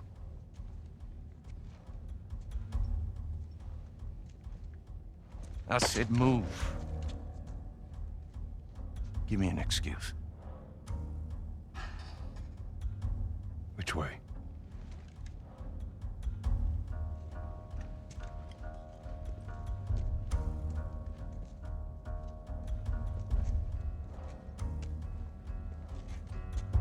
What the fuck you doing? Keep walking. I said keep walking. Where was the operating room? I ain't got time for this. Where? Where? Top floor, the far end.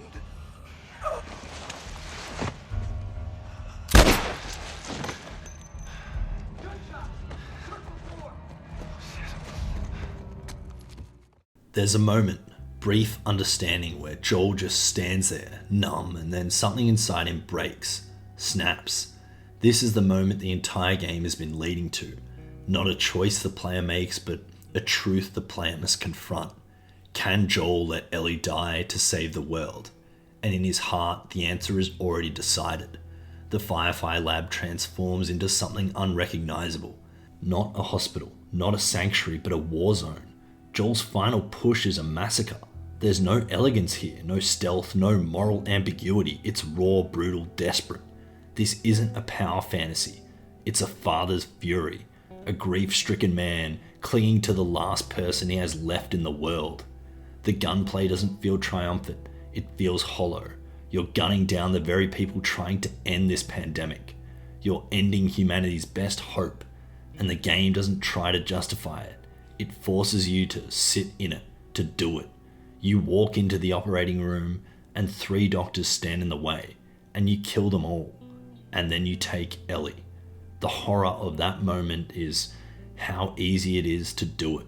The game doesn't punish you, the music doesn't swell, there's no judgment, it's quiet, it's cold, it's final.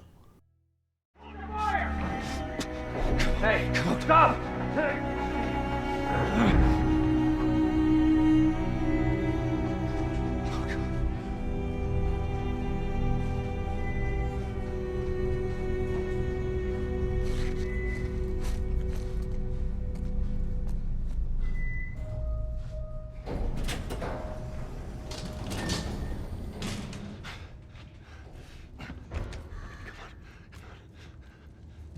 You can't save her.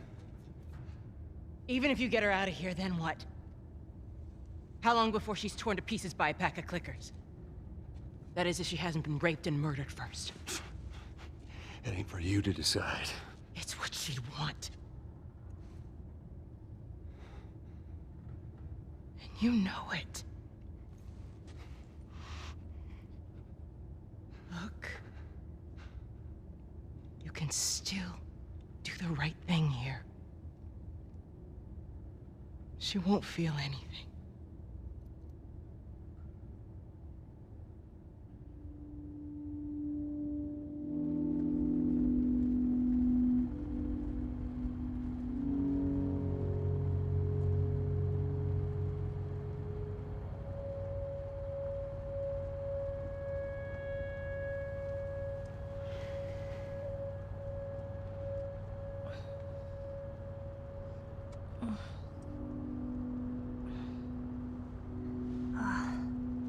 What the hell am I wearing? Just take it easy.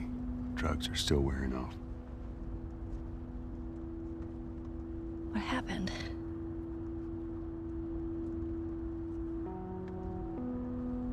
We found the fireflies.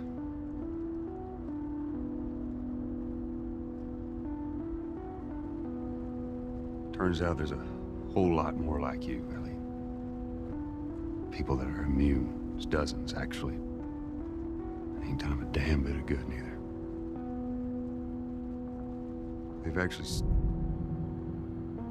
They've stopped looking for a cure.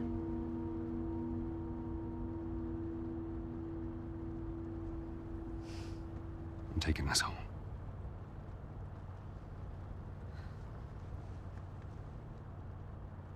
I'm sorry.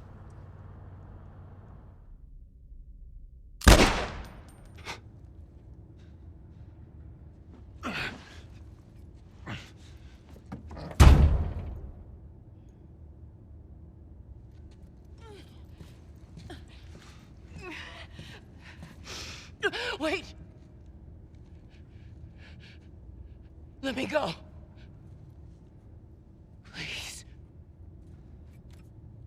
You just come after her.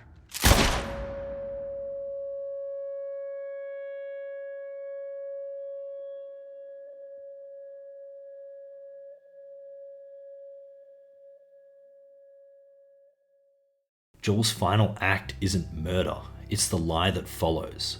After everything, the journey, the trauma, the blood spilled, The Last of Us doesn't end with a climactic boss fight, it ends with a conversation. Joel, after tearing through the Firefly Lab, executes Marlene, the last person standing in his way, not out of rage, but to seal the decision, to ensure that Ellie never finds out what he took from her. You just come after her.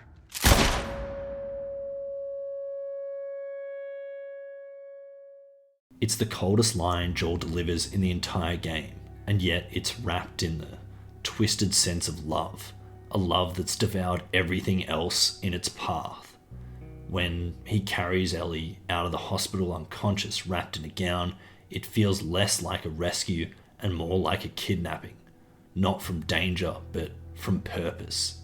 When Ellie wakes up in the back of the car, Joel lies, and he tells it so convincingly. He doesn't stumble over the words, he barely flinches, because he believes the lie is kinder than the truth.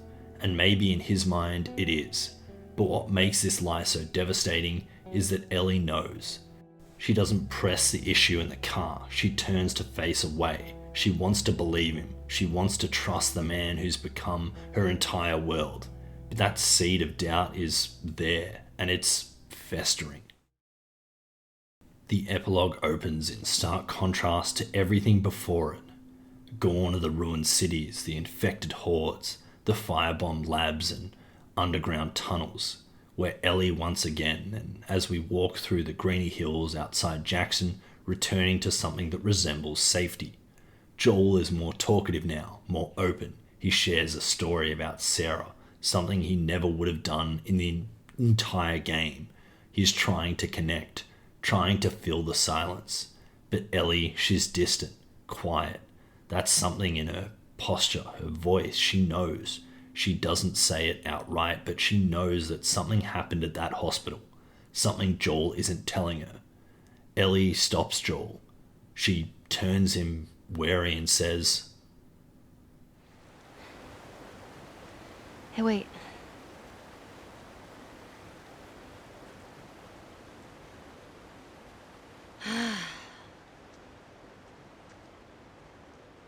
Back in Boston, back when I was bitten, I wasn't alone. My best friend was there, and she got bit too. We didn't know what to do. So, she says, let's just wait it out. You know, we can be all poetic and just lose our minds together. I'm still waiting for my turn. Ellie. Her name was Riley, and she was the first to die. And then it was Tess. And then Sam. None of that is on you. Oh, you don't understand. I struggled for a long time with surviving. And you... No matter what, you keep finding something to fight for. Now, I know that's not what you want to hear right now. Swear to me. Swear to me that everything that you've said about the Fireflies is true. I swear.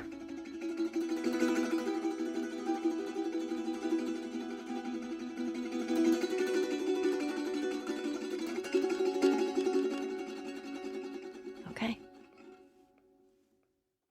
Joel, with all the conviction of a man who's convinced himself of his own story, their story, looks her in the eyes and without a hesitation says, I swear. There's a pause. Ellie's face says everything. She wants the world to make sense. She wants all the death and suffering to have meant something.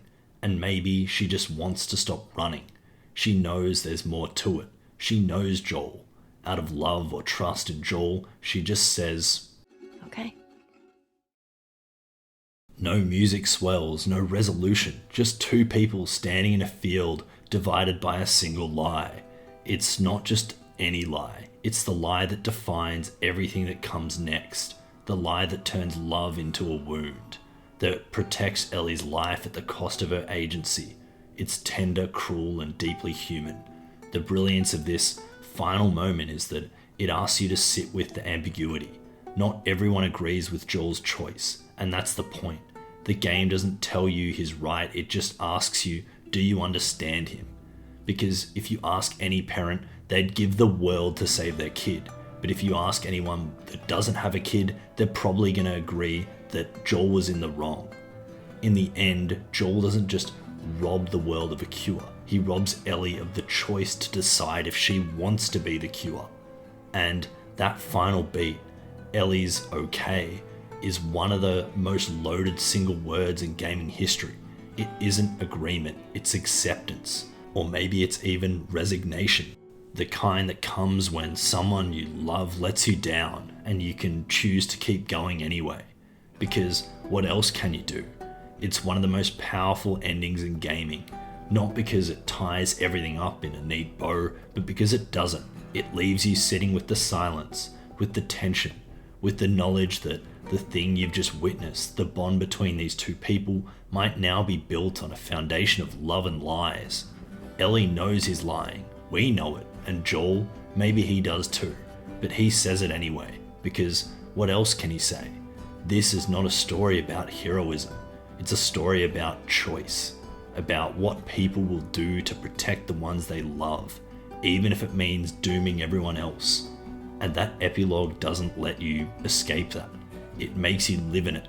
The Last of Us makes us look back on everything we've done as Joel and ask ourselves, was it worth it? Did we save Ellie, or did we take her choice away? Did we do it for her or for ourselves? The Last of Us doesn't answer that question for you. It just asks it. And sometimes that's more powerful than any resolution. Thank you for watching. I hope you enjoyed this retrospective. Thanks for making it all the way here. I'd love to hear your thoughts in the comments below, and don't forget to subscribe for more. It might be a little while, but part 2 is on the list, so at the very least stick around until then. If you've got any other games that you'd like me to do, then feel free to let me know in the comments below. But the next one most certainly won't be a mammoth of a video, and I know I say this after every mammoth of a video, it is actually going to be a long time before I do this again. Thanks for watching.